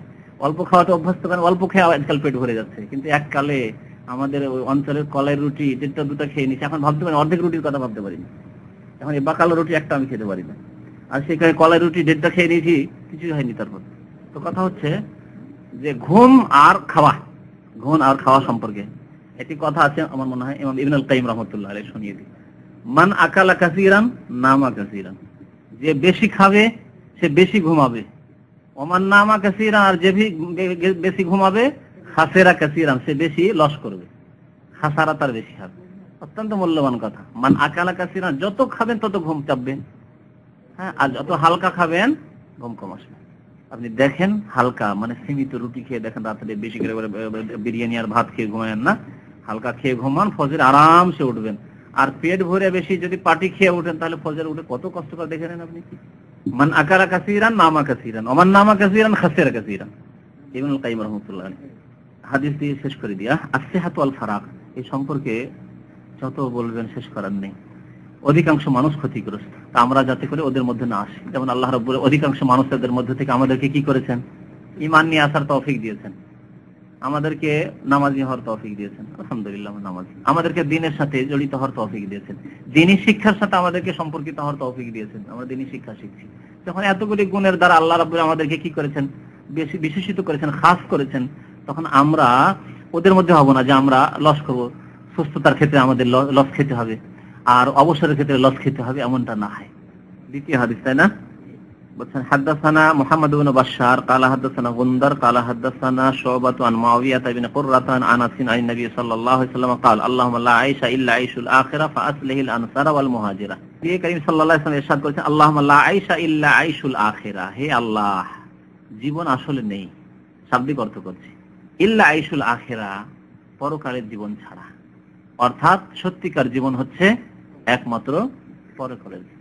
দুনিয়ার জীবন কোনো জীবন না, এর কোনো মূল্য নেই, মূল্যহীন জীবন। লা আইশা ইল্লা আইশুল আখিরা ফাআসলিহিল আনসারা ওয়াল মুহাজিরা, হে আল্লাহ, তুমি শুধরে দাও, সংশোধন করে দাও সুতরাং তাদের আনসার এবং মুহাজির। আনসার আর মুহাজির কারা? আনসার মক্কা থেকে যারা এসেছেন হিজরত করে, তারা মুহাজির, হিজরতকারী। আর যারা মদিনাবাসী মুহাজিরদের সাহায্য সহযোগিতা করেছিলেন, তারা আনসার মানে সাহায্যকারী, তারা হচ্ছে আনসারী। আনসারী গোত্র ছিল মদিনায় 2টি গোত্র, 2টি বংশের নাম, তাদেরকে আনসারী বলা হয়েছে ইসলাম আসার পর। ইসলাম আসার আগে তাদের বংশের নাম আনসারী ছিল না। তাদের বংশের নাম কি ছিল বলতে পারেন? আওস এবং খাজরাজ। আওস এবং খাজরাজ, এই 2টি বংশ গোত্র ছিল যারা মুশরিক ছিল। কালেমা পড়ার পরে, মুসলমান হওয়ার পরে নবী সাল্লাল্লাহু আলাইহি ওয়াসাল্লামের সাহাবারা মক্কা থেকে যখন হিজরত করে মুহাজিররা আসলেন, তখন তাদের সাহায্য করার পরে তাদের এই 2 গোত্রের নাম হয়ে গেল কি? আনসারী। যেমন আন আবি আইয়ুবিল আনসারী, আবু আইয়ুব আনসারী ছিল। এরকম সাদ বিন আবি উবাদা আনসারী, ওসাইদ বিন হুযাইর আনসারী, এরকম বহু সাহাবী আনসারী ছিলেন। তো সাহাবায়ে কেরামরা 2 রকম ছিলেন, আনসার অথবা মুহাজির। যারা বাইরে থেকে মুসলমান হতেন, মক্কা বিজয় হওয়া পর্যন্ত তাদের জন্য হিজরত করা ফরজ ছিল, তারা হিজরত করে আসতেন, তারা মুহাজির, মদিনায় চলে আসতেন দ্বীনের সাহায্য করার জন্য, দ্বীনের খিদমতের জন্য, জিহাদ করার জন্য, নবী সাল্লাল্লাহু আলাইহি ওয়াসাল্লামের কাছ থেকে তালিম শিক্ষা নেওয়ার জন্য। আর যারা মদিনাবাসী, যারা বাইরে থেকে আসা লোকদের সাহায্য সহযোগিতা করেছেন, আওস এবং খাজরাজ, তারা হচ্ছেন আনসারী। পরে এরা আনসারী গোত্র, এই উভয় গোত্র আনসারী গোত্র হিসেবে পরিচিত হয়েছে। তো নবী সাল্লাল্লাহু আলাইহি ওয়াসাল্লাম আনসার এবং মুহাজিরদের শুধরে দেওয়ার কথা বললেন। হাদিস একটি হচ্ছে ফাআসলিহ, আল্লাহ শুধরে দাও, সংশোধন করে দাও। আর একটি হাদিসে রয়েছে ফানসুরিল আনসারা ওয়াল মুহাজিরা, হে আল্লাহ তুমি আনসার এবং মুহাজিরদের সাহায্য করো। সাহায্য করার হাদিস রয়েছে, ফানসুর রয়েছে, 3 নম্বর আছে ফাগফিরিল আনসার ওয়াল মুহাজিরা বা ফাগফিরিল আনসার ওয়াল মুহাজিরা। এখানে দুই রকম হাদিস এসেছে। আগের হাদিসটিতে রয়েছে এরকম। নবী সাল্লাল্লাহু আলাইহি ওয়াসাল্লাম এই কথাটি কোন ক্ষেত্রে বলেছিলেন? আগের হাদিসটিতে এর একটু বিস্তারিত আলোচনা রয়েছে। দেখুন আগের হাদিসটিতে কি আছে। হাসান সাহাল ইবনে সাদ আস-সাঈদী, আমাকে হাদিস শুনিয়েছেন সাহাবী সাহাল ইবনে সাদ। তিনি বলছেন কুন্না মা রাসূলিল্লাহ, আমরা আল্লাহ রাসূলের সাথে ছিলাম। যে ব্যক্তি বলবে যে আমি আল্লাহ রাসূলের সাথে ছিলাম, তিনি কে? চোখ বন্ধ করে বলবেন সাহাবী, আল্লাহ রাসূলের সাথে, বা আল্লাহ রাসূলের কাছে শুনেছি, তাহলে সেখান থেকে জানবো যে সাহাবী। বলছে আমরা আল্লাহ রাসূলের সাথে ছিলাম ফিল খান্দাকে, খন্দকের যুদ্ধে। খান্দাক মানে হচ্ছে গর্ত। তো খন্দক খনন করার সময় আল্লাহ রাসূলের সাথে ছিলাম। ওয়া হুয়া ইয়াহফিরু, নবী করিম সাল্লাল্লাহু আলাইহি ওয়াসাল্লাম খন্দক গর্ত খনন করছিলেন। ইয়াহফিরু মানে খনন করা, হাফারা ইয়াহফিরু মানে খনন করা, গর্ত করা। তো নবী করিম সাল্লাল্লাহু আলাইহি ওয়াসাল্লাম কি করছিলেন? গর্ত খনন করছিলেন। নবী করিম সাল্লাল্লাহু আলাইহি ওয়াসাল্লামের চরিত্র আজকালকার নেতাদের সম্পর্কে, আজকালকার আলেম ওলামাদের সম্পর্কে, আজকালকার পীর মাশায়েখদের সম্পর্কে, আজকালকার বুজুর্গান দিন সম্পর্কে, দিন বা দুনিয়ার বুজুর্গান সম্পর্কে, দিনের বুজুর্গ হোক আর দুনিয়ারই বুজুর্গ হোক, রাজনৈতিক নেতা হোক, এদের সম্পর্কে চিন্তা করা যায় যে এরা খন্দক খনন করবে? নবী করিম সাল্লাল্লাহু আলাইহি ওয়াসাল্লাম গর্ত খনন করছিলেন। এখানে মনে হচ্ছে শুধু নবী সাল্লাল্লাহু আলাইহি ওয়াসাল্লাম গর্ত খনন করছিলেন, ওয়া নাহানু নানকুলুত তুরাব, আর আমরা মাটিকে স্থানান্তরিত করছিলাম, মাটি উঠিয়ে নিয়েছে, মানে নবী সাল্লাল্লাহু আলাইহি ওয়াসাল্লাম মাটি খুঁড়ে দিচ্ছিলেন আর তারা উঠিয়ে ফেলছিল দূরে। আর অন্য হাদিসে রয়েছে যে আমরা নবী করিম সাল্লাল্লাহু আলাইহি ওয়াসাল্লামের সাথে গর্ত খনন করছিলাম। তাহলে দুটি সমন্বয় কি? একাই নবী সাল্লাল্লাহু আলাইহি ওয়াসাল্লাম গর্ত খনন করছিলেন না, একাধিক সাহাবায়ে কেরাম সবাই মিলে এই কাজ করছিলেন। কেউ গর্ত খনন করছিলেন, কেউ মাটি সরাচ্ছিলেন, মাটি টানছিলেন। তো হয়তো এই সাহাবী মাটি টানছিলেন, যেমন নাহানু নানকুলুত তুরাব ওয়া বাসারা বিনা, আমাদের দিকে নবী সাল্লাল্লাহু আলাইহি ওয়াসাল্লাম দৃষ্টিপাত করলেন, দেখলেন যে আমার সাহাবারা কত কষ্ট করছে। আর একটি হাদিস রয়েছে অত্যন্ত শীতের সময় ছিল, ওয়া নাহনু ফি গাদাতিন বারিদা, ভোরে ভোরে শীতকালে। মদিনার যে ঠান্ডা, মদিনার ঠান্ডা আর এই আপনাদের দাম্মামে আছেন এখানকার ঠান্ডায় পার্থক্য আছে, যেটা আমি মদিনায় থেকেছি জানি। আমরা বলতাম দেশের ঠান্ডা আর মদিনার ঠান্ডাতে তুলনা করে বলতাম যে দেশের ঠান্ডা চামড়ার গোস্তের উপরই থাকে, আর মদিনার ঠান্ডা হাড়ের মধ্যে ঢুকে পড়ে, এত ঠান্ডা, কন কন কন কন করতে হাড় কাঁপানো, এইরকম ঠান্ডা মদিনা। তাই মদিনার এই ঠান্ডায় সাহাবায়ে কেরামরা অত্যন্ত ঠান্ডা, শীত, এবং শীতের সময় ভোরের সময় আবার গাদাতিন বারিদা, গাদা মানে ভোর আর বারিদা মানে ঠান্ডা, ভোরের সময় ঠান্ডার সময় আমরা এই কাজ করছিলাম, যেহেতু দ্রুত মদিনার হেফাজতের সুরক্ষার ব্যবস্থা করতে হবে, ব্যবস্থা করতে হবে। নবী সাল্লাল্লাহু আলাইহি ওয়াসাল্লাম দেখছিলেন সাহাবায়ে কেরামদের দিকে, ভালো কাপড় চোপড়, শীত থেকে বাঁচার জন্য ভালো কাপড়ের ব্যবস্থা নেই, তারপরে এত খিদায় যে পেটে পাথর বাঁধা রয়েছে, কারো একটি, কারো দুইটি, কারো নবী সাল্লাল্লাহু আলাইহি ওয়াসাল্লামের 3টি বাঁধা ছিল, এই হাদিস আছে। এই অবস্থায় এই খন্দক খননের কাজ করছিলেন। সেই সময় নবী করিম সাল্লাল্লাহু আলাইহি ওয়াসাল্লাম বলেন, আল্লাহুম্মা লা আইশা ইল্লা আইশুল আখিরাহ, হে আল্লাহ, আসল জীবন হচ্ছে আখিরাতের জীবন, আসল জীবন হচ্ছে আখিরাতের জীবন। নবী সাল্লাল্লাহু আলাইহি ওয়াসাল্লাম এই কথাটি কেন বললেন সেই সময়? বলুন তো দেখি। সান্ত্বনা দেওয়ার জন্য, উৎসাহিত করার জন্য, যাতে উদ্যম উদ্দীপনার সাথে এই কাজ করে, এই দিনের কাজ, এবং পরকাল যেন তাদের সামনে আরো ফুটে ওঠে। কারণ পরকাল যার সামনে সুস্পষ্ট, এবং পরকালের প্রতি যার যত ঈমান হবে, দুনিয়ার বালা মুসিবত কষ্ট বিপদ তার জন্য একেবারে হালকা হয়ে যাবে, কিছু না, তুচ্ছ। সম্পর্কে একটি কথা বলা হয়েছে যে পেটে পাথর বাঁধলে পেটে যে খিদার সময় পেটে জ্বালা করে না, খুব জ্বলে উঠে পেট, ওই জ্বালা পাথরে ঠান্ডা করতো। বিশেষ ধরনের পাথর যা পাওয়া যেত আরব দেশে, সেই পাথর বা বেঁধে থাকলে পেটটা ঠান্ডা রাখতো, পেটের জ্বালাটা ঠান্ডা রাখতো। এই একটি কারণ বলা হয়েছে। 2 নম্বরের কারণ হচ্ছে যে পেটে একেবারে যদি খাবার না থাকে তাহলে মানুষের মাজা ভেঙে পড়ে কাজকর্ম করতে, মানুষ যে দাঁড়াইতে ইচ্ছা করে না। তো পাথরটা বাঁধা থাকলে শক্তি পেতেন, তারা শক্তি পেতেন এই পাথরের মাধ্যমে। তো এই কথা, এই 2টি কথাই বলা হয়েছে এর ভাষ্যে। সাহাবায়ে কেরামরা নবী করিম সাল্লাল্লাহু আলাইহি ওয়াসাল্লাম যখন বেশি খিদা থাকতেন তখন পেটে পাথর দিতেন, পেটের জ্বালাকে ঠান্ডা করার জন্য আর নিজের কোমরকে মজবুত করার জন্য কাজ করবে চলাফেরার ক্ষেত্রে। কারণ অনেকেই খিদা তাড়নায় বেহুশ হয়ে পড়ে যেতেন, যেমন আবু হুরায়রার ঘটনা। নবী সাল্লাল্লাহু আলাইহি ওয়াসাল্লাম বললেন, আল্লাহুম্মা লা আইশা ইল্লা আইশুল আখিরাহ, হে আল্লাহ, আসল জীবন হচ্ছে পরকালের জীবন। ফাগফির লিল আনসারি ওয়াল মুহাজিরা, সুতরাং আনসার এবং মুহাজিরকে তুমি কি করে দাও? ক্ষমা করে দাও, মাফ করে দাও। নবী সাল্লাল্লাহু আলাইহি ওয়াসাল্লাম দোয়া করেছেন। কেমন উৎসাহ হবে সাহাবায়ে কেরামের। আর আখিরাতের কথা, আসল জীবন হচ্ছে আখিরাতের জীবন। এই জীবনে যদি অট্টালিকাতেও থাকি, আর গাছের তলায় তো থাকি, আর যদি মাটি খননও করতে থাকি, যদি কষ্ট করি, কিছুই না এই জীবন। লা আইসা ইল্লা আইসুল আখিরাতের মাধ্যমে আখিরাতকে স্মরণ করিয়ে দেওয়া হলো এবং নবী করিম সাল্লাল্লাহু আলাইহি ওয়াসাল্লামের দুআর মাধ্যমে তাদেরকে উৎসাহিত করা হলো যে নবীর দোয়া যে আল্লাহ তুমি আনসার এবং মুহাজিরকে মাফ করে দাও, আল্লাহ তুমি আনসার এবং মুহাজিরদের সংশোধন করে দাও, আল্লাহ তুমি আনসার এবং মুহাজিরদের সাহায্য করো। এই তিনটি শব্দ এসেছে, ফানসুরিল আনসার ওয়াল মুহাজিরা, ফাগফিরিল আনসার ওয়াল মুহাজিরা বা ফাগফিরিল আনসার ওয়াল মুহাজিরা, আর ফাআসলিহিল আনসার ওয়াল মুহাজিরা। আরেকটি হাদিসে আরেকটু বিস্তারিত রয়েছে, সেটা হচ্ছে যে নবী করিম সাল্লাল্লাহু আলাইহি ওয়াসাল্লাম এই কবিতাগুলি পাঠ করতেন আর সাহাবারা অন্য কিছু কবিতা পাঠ করতেন। সাহাবারা যে কবিতাগুলি পাঠ করতেন সেই কবিতাগুলি অন্য হাদিসে এসেছে, ইবনে হাজার রাহমাতুল্লাহ আলাইহি তার ভাষ্যতে তুলে ধরেছেন।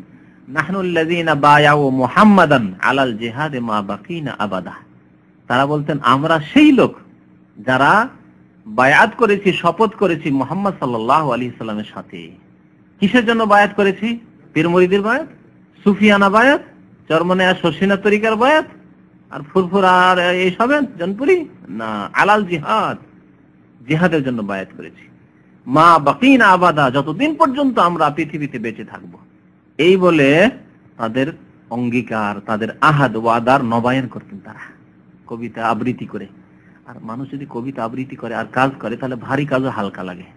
এরকম এক্সপিরিয়েন্স যারা ভারী কাজ করেছেন তাদের আছে। আর এরকম যদি এমনকি একা একা চলছেন, রাস্তায় একা একা চলছেন, আপনি যদি নীরব হয়ে চলেন তো বিরক্তি লাগবে। কিন্তু ভালো ভালো গজল আর নাত যদি আপনি ইসলামিক গজল বা ইসলামিক নাতগুলি শুরু করেন, ইসলামিক আল্লাহর হামদ সানা যদি পড়তে থাকেন আর চলতে আছেন রাস্তায়, তাহলে আপনাকে এই লাগবে না, বিরক্তি লাগবে না যে রাস্তায় একা একা চলছেন। তো সাহাবায়ে বলছেন নাহনুল্লাযীনা বায়াউ মুহাম্মাদান আলাল জিহাদে মা বাকিনা আবাদা। যখন এই কথা বলতেন সাহাবারা, তখন নবী করিম সাল্লাল্লাহু আলাইহি ওয়াসাল্লাম বলতেন আল্লাহুম্মা লা আইশা ইল্লা আইশুল আখিরা ফানসুরিল আনসার ওয়াল মুহাজিরা। তারপরে কি রয়েছে? দ্বিতীয় বাব, তাই না? দ্বিতীয় অধ্যায় হচ্ছে বাবু মাসালিদ দুনিয়া ফিল আখিরা। এই অধ্যায় হচ্ছে আখিরাতের তুলনায় দুনিয়ার উদাহরণ। মাসালুদ দুনিয়া মানে দুনিয়ার দৃষ্টান্ত বা উদাহরণ, ফিল আখিরা আখিরাতের ক্ষেত্রে, আখিরাতের সাথে দুনিয়ার তুলনা কেমন। এই ক্ষেত্রে সূরা হাদীদের 20 নম্বর আয়াতটি উল্লেখ করেছেন ইমাম বুখারী রাহমাতুল্লাহ আলাইহি অধ্যায়ের পরে, আর তারপরে হাদিস নিয়ে এসেছেন। বলছেন ওয়া কাউলিহি তাআলা, মহান আল্লাহর বাণী, ইলামু আন্নামাল হায়াতুদ দুনিয়া লাইবুন ওয়া লাহুম ওয়া যিনাতুন ওয়া তাফাখুরুন বাইনাকুম ওয়া তাকাসুরুন ফিল আমওয়ালি ওয়াল আওলাদি কামাসালি গায়সিন আ'জাবাল কুফফারা নাবাতুহু সুম্মা ইয়াহিজু ফাতারাহু মুসফাররা সুম্মা ইয়াকুনু হুতামান ওয়া ফিল আখিরাতি আযাবুন শাদীদ ওয়া মাগফিরাতুম মিনাল্লাহি ওয়া রিদওয়ান ওয়া মাল হায়াতুদ দুনিয়া ইল্লা মাতাউল গুরুর। এই হচ্ছে আয়াত। সূরা হাদীদের এই আয়াতটির তরজমা আপনাদেরকে শোনাই, তারপরে তখন তাফসীর, তারপরে হাদিস। আল্লাহ বলছেন ইলামু, তোমরা জেনে রাখো, আন্নামাল হায়াতুদ দুনিয়া, যে দুনিয়াবী জীবন বা পার্থিব জীবন, আল হায়াতুদ দুনিয়া পার্থিব জীবন, লাইবুন ওয়া লাহওয়ান ওয়া যিনাতুন ওয়া তাফাখুর।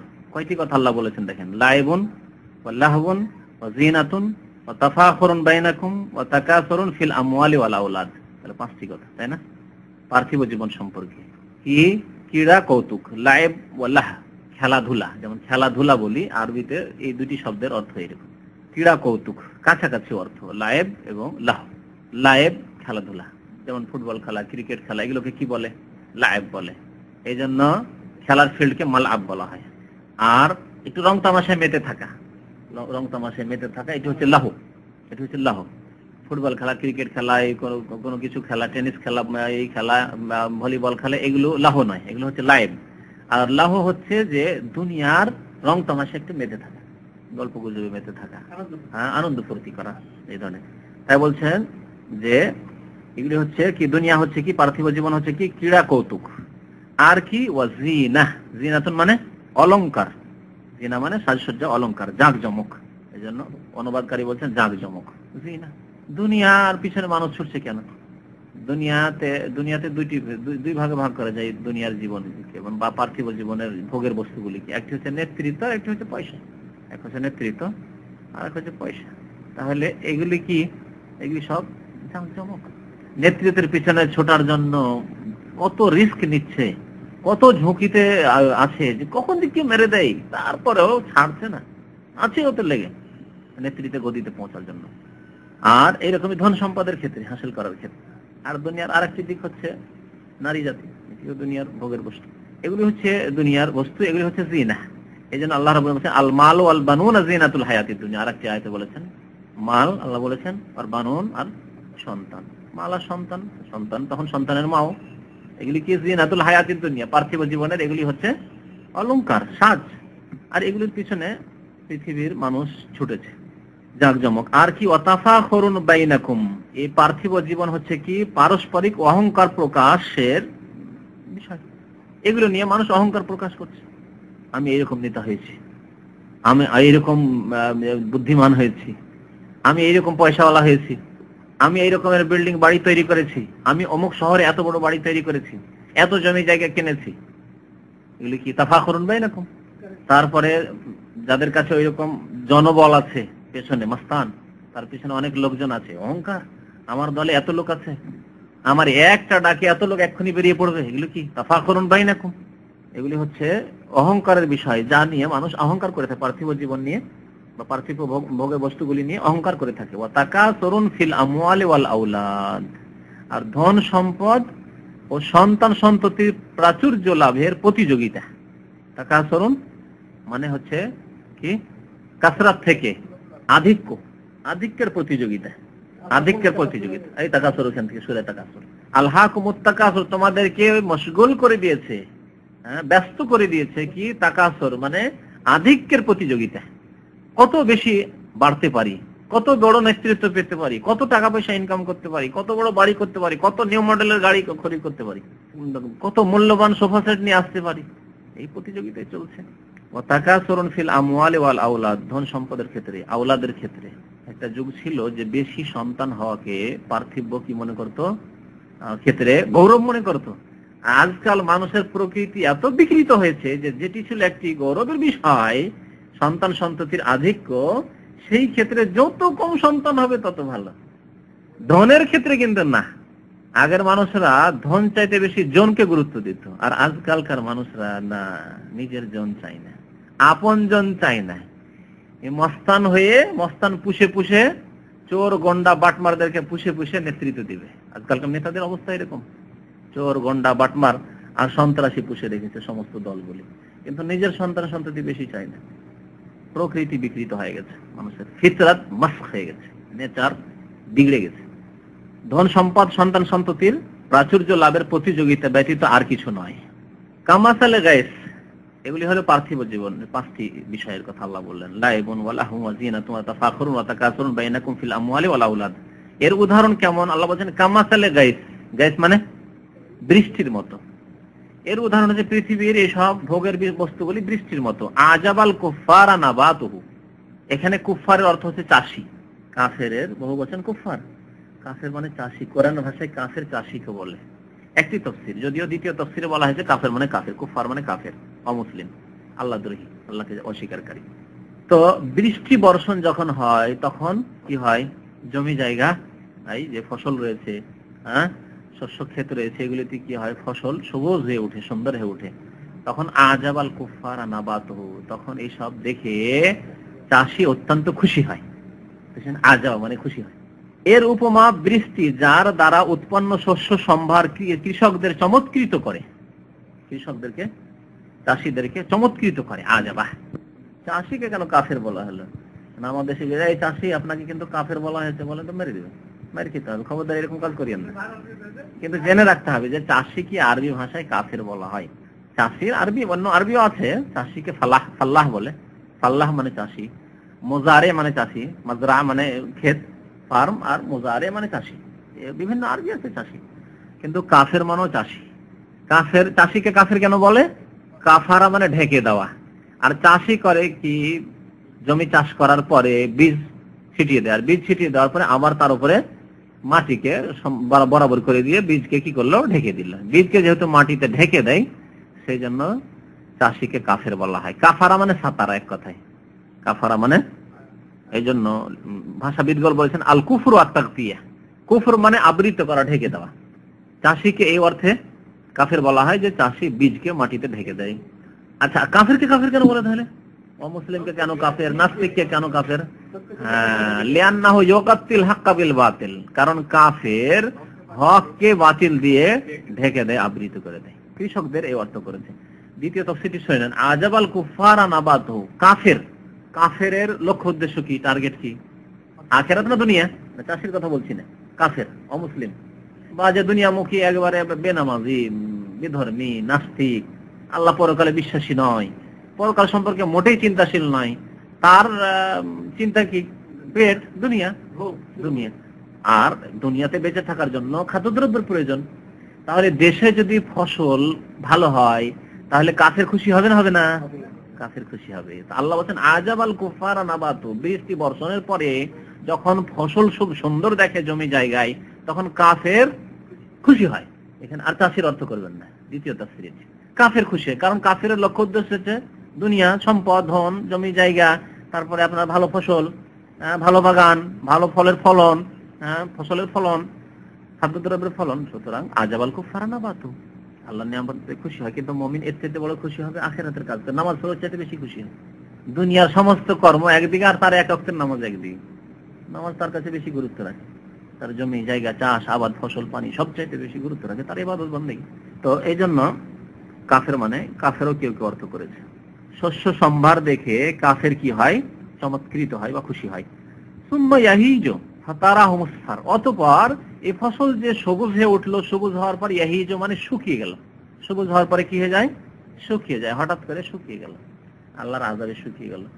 সময় এসে যদি শুকায়, যেমন ফসল যখন ফসল হয়ে গেছে কাটা মারার মতো, কেটে নেওয়ার মতো, তখন শুকিয়ে গেলে তো কেটে নিয়ে আসলো। কিন্তু ফসলে ফলন হওয়ার আগে, ফল হওয়ার আগে বা ফসল যোগ্য হওয়ার আগে যদি শুকিয়ে যায়, জি জি জি শুকিয়ে যায়, তাহলে কি হবে?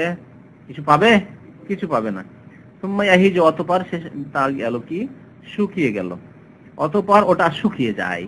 ফাতারাহু মুসফাররা, যখন শুকিয়ে যাবে তখন তাকে কি দেখবে? পীতবর্ণ দেখবে। মুসফার, আসফার থেকে, আসফার মানে হলুদ, তারপরে তুমি পীতবর্ণ দেখবে। সুম্মা ইয়াকুনু হুতামা, আর তারপরে শুকিয়ে যাওয়ার পরে, পীতবর্ণ হওয়ার পরে কিছুদিন পরে কি দেখবে? চূর্ণ বিচূর্ণ, ওই জমিনেই পড়ে থেকে থেকে ওই গাছগুলি শুকিয়ে শুকিয়ে তোরে চূর্ণ বিচূর্ণ হয়ে গেছে। হ্যাঁ, সুম্মা ইয়াকুনু হুতামান, পীতবর্ণ দেখতে পাবে, অবশেষে ওটা কি হয়ে যাবে? খড়কুটায় পরিণত হবে। হতাম মানে খড়কুটা, হতাম মানে চূর্ণ বিচূর্ণ হওয়া, চূর্ণ বিচূর্ণ হওয়া মানে খড়কুটা। এই হচ্ছে দুনিয়ার উদাহরণ। আল্লাহ কিসের উদাহরণ দিলেন? ইলামু আন্নামাল হায়াতুদ দুনিয়া, পার্থিব জীবনের উদাহরণ। পার্থিব জীবনকে, তাহলে পার্থিব জীবনের যে 5টি দিক ছিল, এগুলি সবগুলি খেলাধুলা, এই যে সাজসজ্জা পৃথিবীর, এই যে অহংকার গৌরব, এই যে ধন সম্পদের প্রাচুর্যতা, এই সন্তানের ছেলে মেয়েদের প্রাচুর্যতা, আর হইচই নাতি নাতনি পতি পতনা এসব নিয়ে এই যে হইচই করছিলেন আর অট্টালিকায় থাকছিলেন, বাড়ি ঘর, এগুলি কেমন? কামা চলে গাইছেন আজাবাল কুফারা নাবাতু, খুব তো মজা লাগছিল। সুম্মা ইয়াহিজ, হঠাৎ করে কি হয়ে গেল? শুকিয়ে গেল। মানে আপনার জীবন শেষ, এখন মরণের সময় চলে এসেছে। বা ধন সম্পদ, আপনার চোখের সামনে ধন সম্পদ এসেছিল, শেষ। হঠাৎ করে ভূমিকম্প আসলো। আজকে আজাদ কাশ্মীর, পাকিস্তান শাসিত কাশ্মীরের অবস্থা দেখে আসেন, মুজাফফরাবাদের অবস্থা দেখে আসেন, কি অবস্থা হয়। আপনি ধ্বংস হয়ে গেলেন আপনার ধন সম্পদের আগে, দুনিয়ার যেসব জাঁকজমকপূর্ণ ভোগের বস্তুগুলি ছিল তার আগেই, আর না হলে আপনার চোখের সামনে সেগুলি কি হয়ে গেল? সুম্মা ইয়াহিজু, শুকিয়ে গেল, ওই ফসল শুকিয়ে যাওয়ার মতো অবস্থা, আর পীতবর্ণ হয়ে গেল। তারপরে সুম্মা ইয়াকুনু হুতাম, চূর্ণ বিচূর্ণ, চোখের সামনে কি যে হলো, কোথায় ছিলাম, লাখ লাখ টাকার মালিক। আজকাল জমিদারদের ছেলেদের অবস্থা দেখেন আমাদের দেশে, অধিকাংশ জমিদারদের ছেলেরা খেতে পায় না, তারা অভাবে রয়েছে, আল্লাহর গজবে রয়েছে। তাদের জুলম অত্যাচার খুব বেশি বেড়ে গিয়েছিল, চাষীদের উপর, গরিব লোকদের উপর, প্রজাদের উপর। আল্লাহ রাব্বুল আলামিন এর পানিশমেন্ট দিয়েছেন হয়তো তাদেরকে এবং তাদের আগামী প্রজন্মকে, এভাবে শাস্তি দিয়েছেন আল্লাহ রাব্বুল আলামিন।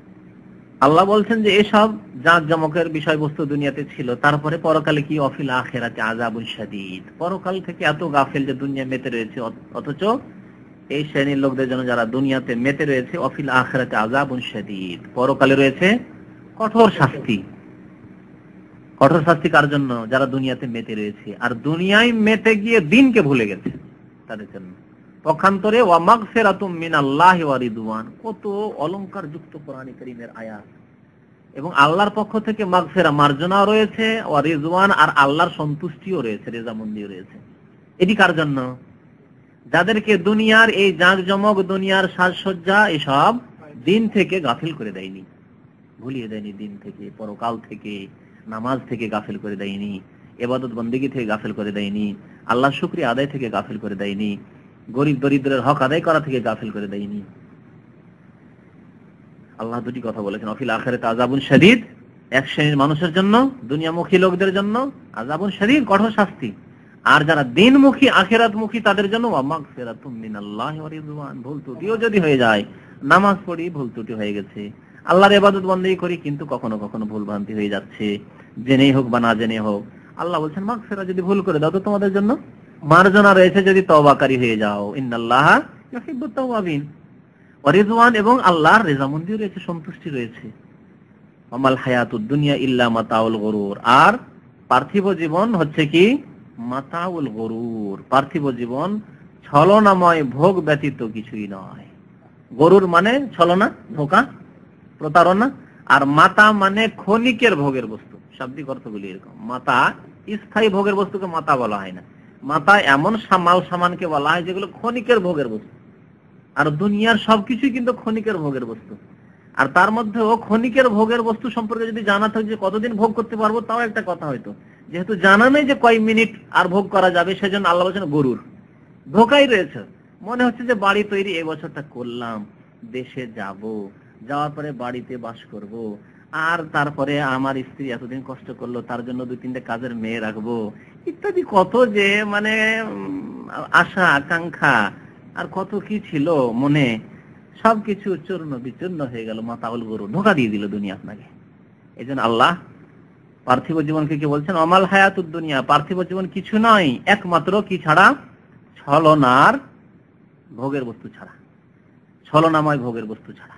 অমাল হায়াতুদ দুনিয়া ইল্লা মাতাউল গুরুর, আর এমন ভোগের বস্তু যা ক্ষণিকের ভোগের বস্তু। এই আয়াতটি এখানে রয়েছে, তাই না? তো ইমাম বুখারী রাহমাতুল্লাহ আলাইহি এই আয়াত নিয়ে আসার পরে কি দেখাতে চাইলেন? যে দুনিয়া আর আখিরাতের উদাহরণ। আখিরাত হচ্ছে, যদি আখিরাতমুখী কেউ হয় তাহলে তার জন্য রয়েছে মাগফিরাতুম মিনাল্লাহি ওয়া রিদওয়ান। সাহাবায়ে কেরামদের সম্পর্কে আল্লাহ ঘোষণা করেছেন, শুধু সাহাবায়ে কেরাম না, সাহাবায়ে কেরামদের যারা অনুসরণ করবে কিয়ামত পর্যন্ত, ওয়াত্তাবিউনা লাহুম বিইহসান, আর যারা আন্তরিকতার সাথে নিষ্ঠার সাথে তাদেরকে ফলো করবে, অনুসরণ করবে, তাদের পথে চলবে, তাদের কথা আল্লাহ বলছেন আয়াত নম্বর 100 সূরা তাওবা, আস-সাবিকুনা আল-আউয়ালুনা মিনাল মুহাজিরিন ওয়াল আনসার ওয়াল্লাযীনা ইত্তাবাউহুম বিইহসান রাদিয়াল্লাহু আনহুম ওয়া রাদু আনহু। দেখেন রিজওয়ান তাদের জন্য, আল্লাহ রাজি তাদের উপর, এবং আল্লাহর উপর তারা সন্তুষ্ট, রাজি হয়ে যাবে, এত পাবে। তাহলে আখিরাতমুখী যারা, তাদের জন্য এই রয়েছে আয়াত নম্বর 100। আর পক্ষান্তরে যারা দুনিয়ামুখী, আখিরাত বিমুখ, তাদের জন্য কি? আযাবুন শাদীদ, কঠোর শাস্তি রয়েছে। এই কথা জানিয়ে দেওয়ার পরে বলছেন লেখক হাদিস, হাদাসানা আব্দুল্লাহ ইবনে মাসলামা। ইমাম বুখারী বলছেন হাদিস বয়ান করেছেন আমাকে আব্দুল্লাহ ইবনে মাসলামা, ইমাম বুখারীর ওস্তাদ। নতুন নতুন ওস্তাদ আসছে, তাই না? তার ওস্তাদ হচ্ছেন আব্দুল আজিজ বিন আবি হাজিম, আর তার ওস্তাদ হচ্ছে তার পিতা আন আবি হে, তার পিতা আবু হাজিম। এই আবু হাজিম তাবেঈ। আবু হাজিম বলছেন আন সাহাল, এই সাহাল ইবনে সাদ, আগে সাহাল ইবনে সাদ ছিল না, সেই সাহাল ইবনে সাদ রাদিয়াল্লাহু তাআলা বর্ণনা করছেন, সাহাবী। তাহলে এখানে সেই সাহাল কি বলছেন? তিনি সামিয়াতুন নবী সাল্লাল্লাহু আলাইহি ওয়াসাল্লাম ইয়াকুল, নবী করিম সাল্লাল্লাহু আলাইহি ওয়াসাল্লামকে আমি বলতে শুনেছি। সামিয়াতুন নবী, আমি শুনেছি নবী সাল্লাল্লাহু আলাইহি ওয়াসাল্লামকে ইয়াকুল, বলতে। কি শুনেছি? মাউদিউ সাউতিন ফিল জান্নাতি খায়রুম মিনাদ দুনিয়া ওয়া মা ফিহা। জান্নাতে একটি কোড়া, সাউত মানে কোড়া, চাবুক, হ্যাঁ চাবুক, জান্নাতে একটি কি বলছে, চাবুক পরিমাণ স্থান, মাউদে মানে স্থান, চাবুক পরিমাণ স্থান জান্নাতে দুনিয়া এবং দুনিয়াতে যত কিছু রয়েছে মাফিয়া, সে সমস্ত কিছু চাইতে খায়ের উত্তম। চাবুকের সমান জায়গা। চাবুকটা তারা বুঝতো যে চাবুক, তারা চাবুক ব্যবহার করতো, ঘোড়ায় চড়তো, চাবুক ব্যবহার করতো, লাঠি কম ব্যবহার হইতো। তারা তো গরু আর মহিষ চড়াতেন না, সুতরাং তাদের কাছে চাবুকই থাকতো বেশিরভাগ। এই জন্য চাবুকের কথা বলেছেন। যখন যেই পরিবেশে যে কথাটি মানুষ বুঝবে সেটাই না বলতে হবে। সেই যুগে যদি নবী সাল্লাল্লাহু আলাইহি ওয়াসাল্লাম বলতেন যে তোমার দ্বারা একটি লোক হেদায়েত হয় তাহলে মার্সিডিজ গাড়ি, তাহলে বুঝতো, লাল ওট দিয়ে বোঝানো হয়েছে তখন। আর এখন লাল ওট বললে আপনারা বাকি, লাল ওট যদি না জানা থাকে তো লাল ওটই বাকি। হ্যাঁ হ্যাঁ, নবী সাল্লাল্লাহু আলাইহি ওয়াসাল্লাম কি বলছেন? জান্নাতে একটি চাবুক সমান জায়গা, মাউদিউ সাউতিন ফিল জান্নাহ, মানে জান্নাতের সামান্য কিছু জায়গা। চাবুক আর কত বড় হয়, এইটুকু হবে হয়তো, খায়রুম মিনাদ দুনিয়া মা ফিহা, দুনিয়া এবং দুনিয়াতে যা কিছু আছে। দুনিয়াতে কি কিছু আছে আপনি চিন্তা করুন। এখন যা কিছু আছে, ধরুন হোয়াইট হাউস আছে, পেন্টাগন আছে, আপনার প্রত্যেক দেশের সংসদ ভবন আছে, আর যত কিছু আছে, জাদুঘর আছে, মিউজিয়াম আছে, আপনার চিড়িয়াখানা আছে, আর কত গার্ডেন আছে, পার্ক আছে, রাজা বাদশাদের বাড়িঘর আছে, কত কিছু আছে। এগুলি তো আছে। অমাফিহা, দুনিয়ার অমাফিহা, তার পেটে যে কি আছে? পেটে গ্যাস আছে, পেট্রোল আছে, সোনা আছে। কি নেই জমিনের পেটে? আচ্ছা, এই জমিনের মধ্যে আছে আবার সমুদ্র, নদী, তার মধ্যে যে কত কি আছে, হীরা আছে, মণি আছে, মুক্তা আছে, কত কি আছে। রমাফিহা, দুনিয়া এবং দুনিয়াতে যা কিছু আছে, হাদিস ওয়ালা হারাজ বলতে থাকুন, বা চিন্তার জগতে আপনি চিন্তা করতে থাকুন যে পৃথিবীতে কত কি আছে। বেশি না, আপনি যদি 10 লাখ টাকার মালিক হয়ে যান, নিজেকে বড় বড় লোক মনে করছেন, তাহলে 1 কোটি টাকার যদি মালিক হয়ে যান, তাহলে পৃথিবীতে কত কোটি টাকা আছে। বাদ দেন জমিনের নিচে যা কিছু আছে ওইগুলি, জমিনের ওপরে পৃথিবীতে কত টাকা আছে।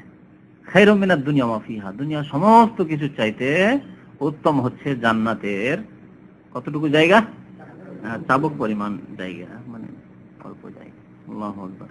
এইজন্য নবী করিম সাল্লাল্লাহু আলাইহি ওয়াসাল্লামের আরেকটি হাদিস আছে যে জান্নাতের যারা খাদেম রয়েছে বা জান্নাতের হুর রয়েছে, তারা যদি একবার দুনিয়াতে উকি মারতে, এরকম জানালা খুলেন একটু উকি মারেন, লাইট ছড়াবে রোডের উপরে, আপনার উকি মারাই আল্লাহু আকবার। অথচ আপনি শ্রেষ্ঠ মানুষ, সম্মানিত মানুষ, আদম সন্তান। জান্নাত থেকে একবার যদি দুনিয়াতে উকি মেরে দিত, তাহলে লা আদাতিদ দুনিয়া কুল্লাহ, দুনিয়া একেবারে আলোকিত, কিয়ামত পর্যন্ত আলোকিত থেকে যেত। আর লাইটের প্রয়োজনই হতো না, বিদ্যুতের প্রয়োজন হতো না। আল্লাহু আকবার। আখিরাতের নিয়ামত সম্পর্কে এই জন্য নবী সাল্লাল্লাহু আলাইহি ওয়াসাল্লাম বলেছেন, ওয়ালা খাতার আলা কালবি বাশার, মানুষ কল্পনা করেও শেষ করতে পারবে না যে জান্নাতের নিয়ামত।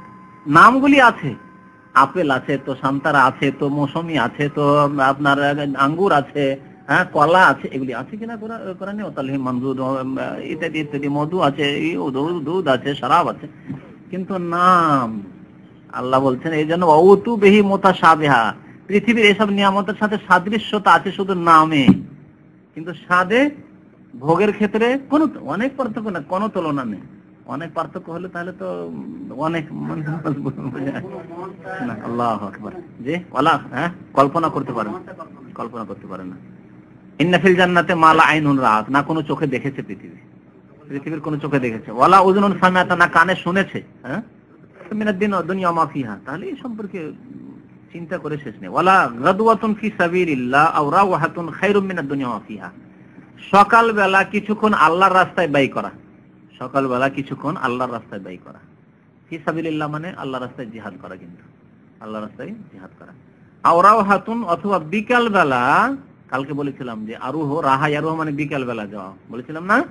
আর গাদা একদু মানে সকালবেলা যাওয়া, এখান থেকে গাদওয়াতুন মানে সকালবেলা বের হওয়া, আর রাওহাতুন মানে বিকাল বেলা বের হওয়া। তাহলে আল্লাহর রাস্তায় সকালবেলা কিছুক্ষণ বেরিয়ে যাওয়া আর আল্লাহর রাস্তায় বিকাল বেলা কিছুক্ষণ বেরিয়ে যাওয়া, এটি কি কত ফজিলত রাখে?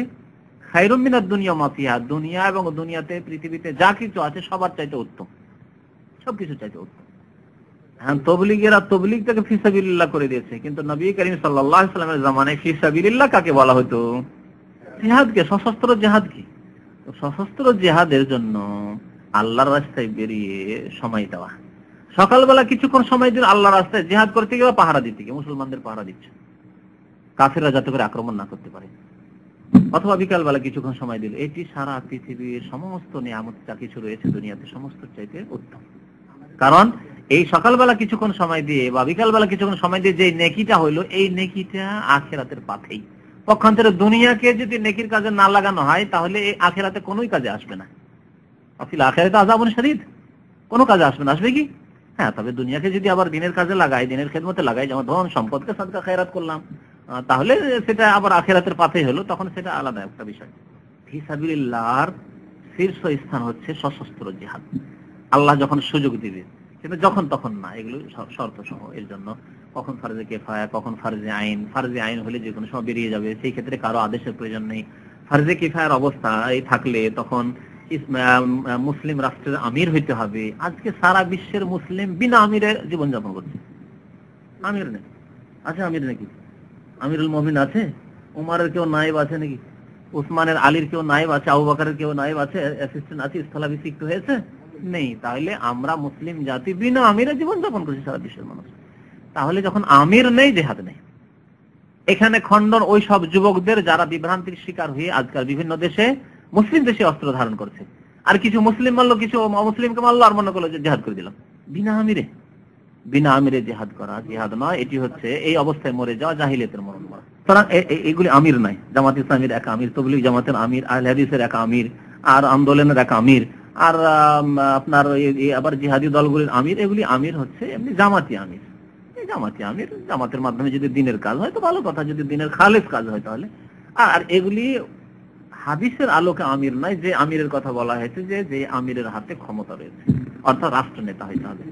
এমনকি ইসলামিক প্রতিষ্ঠান যেগুলির মাধ্যমে খালেস কোরআন এবং সুন্নাহর খেদমত হচ্ছে, কোরআন সুন্নাহর আলেম তৈরি করা হচ্ছে, এগুলি এক প্রকারের জিহাদ। বাকি বিদাতের ভিত্তিতে, যদি বিদাতের ভিত্তিতে কোনো কাজ হয় আর সেটাকে ধর্মীয় কাজ মনে করা হয় যে এটার দ্বারা দিনের খেদমত, তাহলে সেটিকে জিহাদ বলা যাবে না, কারণ বিদাতি তরিকায় জিহাদ হয় না। এই জন্য তাবলীগ জামাতরা যে কাজগুলি করছে তার মধ্যে দু চারটা লোকের নামাজ টামাজ ধরাচ্ছে, কিন্তু তার ভিতরে যে কায়েম হয়েছে সেটা বিদাতের উপর। অর্থাৎ 40 দিনের জন্য বের হইতে হবে, চিল্লা, তারপরে ফাজাইল আমলি পড়তে হবে, আর কোনো কিতাব নেই তাদের করছে, না বুখারী না কোরআনের তাফসীর। আর এই যে বিশেষ বিশেষ ফর্মালিটির সাথে তাদের যে এগুলি, তারপরে তাদের আমির হবে, আবার একটি আমির না, ইসলামে আমির রয়েছে একটা, তাই না? ইসলামে আমির হবে মাত্র একজন।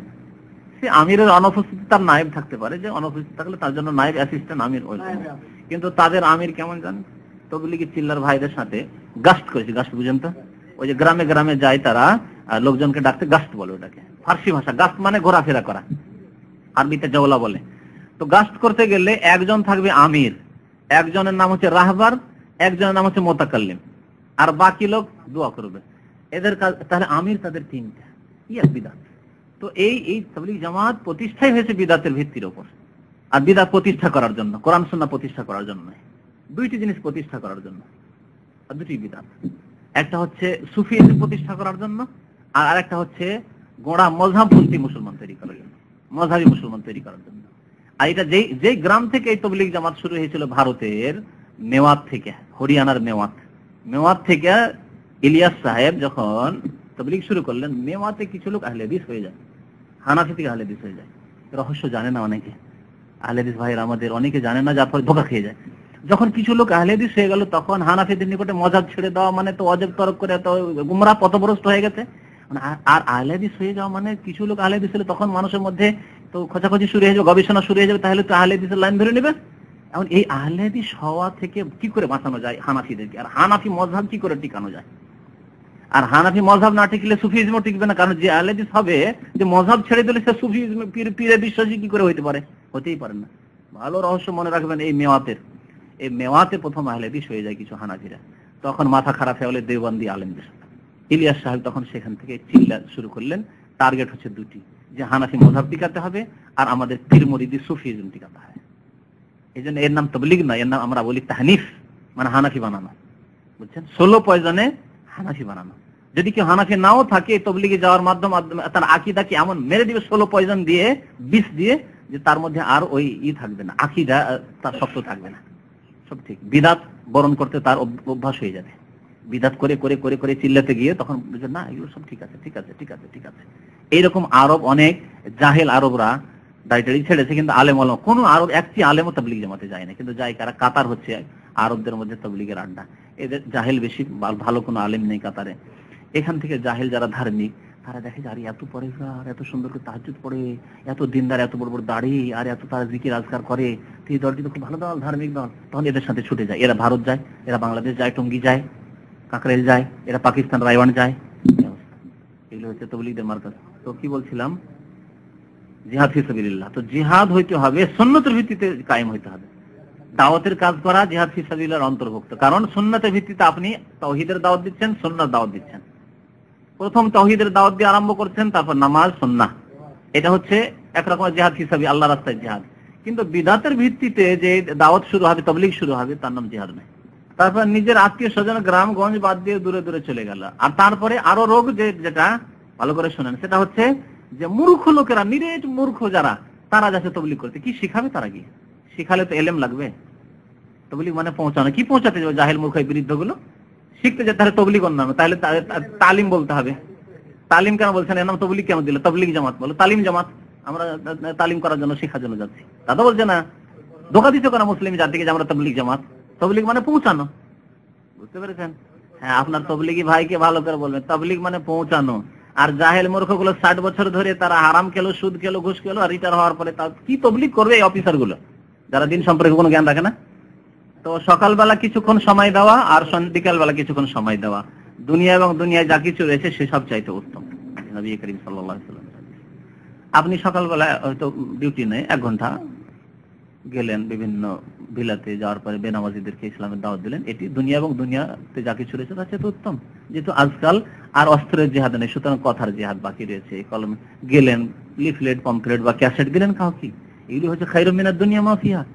সকালবেলা ডিউটি, বিকালবেলায় ঠিক আছে সময় পেলেন, বিকালবেলা গেলেন আবার আত্মীয় বংশের মাঝে, আজকে এই চাচার বাড়ি, আরেকদিন ফুফুর বাড়ি, আরেকদিন খালার বাড়ি, আরেকদিন শ্বশুর বাড়ি, এই বিভিন্ন জায়গায় গিয়ে, আর শ্বশুর বাড়িতে গেলেন তখন শ্বশুর গ্রামে যে সব লোকেরা রয়েছে তাদের কাছে গেলেন, 1 ঘন্টা করে দাওয়াত দিলেন, ওর মধ্যে সময় বের করলেন। এটি হচ্ছে খায়রুম মিনাদ দুনিয়া মা ফিহা।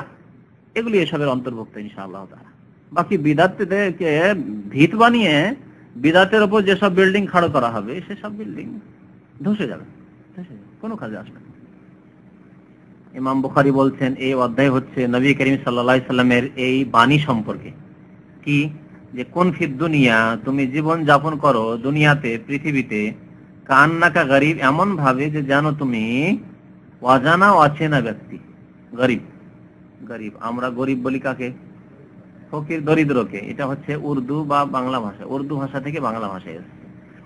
কিন্তু আরবিতে গরিব মানে আগন্তুক ব্যক্তি, যে প্রথম এসেছে আপনার গ্রামে, আপনার শহরে, আপনার এলাকায়, কোনোদিন দেখেনি লোকটি, অপরিচিত, তাহলে অপরিচিত, অজ্ঞাত পরিচয় ব্যক্তি। আও আবের সাবিল, অথবা পথচারী হিসাবে। আবের সাবিল, আবের মানে যে চলে, হ্যাঁ, অবুর করা মানে অতিক্রম করা, আর সাবিল মানে রাস্তা। তো পথ অতিক্রমকারী বা পথচারী হিসাবে তুমি জীবন যাপন করো। পথচারী একজন পথ দিয়ে যাচ্ছে, যেতে যেতে হয়তো ক্লান্ত হয়েছেন, অথবা খাবারের প্রয়োজন, হোটেলে গেলেন, সাসকর হোটেলে গেলেন, আপনি মক্কা মদিনা যাচ্ছেন, সাসকর হোটেলে ঢুকলেন, আপনি থাকবেন ওখানে কিছুক্ষণের জন্য, যতক্ষণ প্রয়োজন সারা হইলে চলো যেতে হবে, গন্তব্য স্থানের উদ্দেশ্যে যেতে হবে। তো দুনিয়াকে কেমন মনে করো, দুনিয়াতে জীবন যাপন করো কেমন ভাবে, যে তুমি একজন আগন্তুক ব্যক্তি, কিছুক্ষণের জন্য এসেছো, এরকম মনে করো দুনিয়াকে, তোমার পৃথিবীকে। আও, আও মানে অথবাও হয়, আর আও মানে বরং হয়। এই আও নিয়ে অনেক বাহাস করেছে ভাষ্যকারগণ। তো এখানে বরং এর অর্থ করা বেশি ভালো।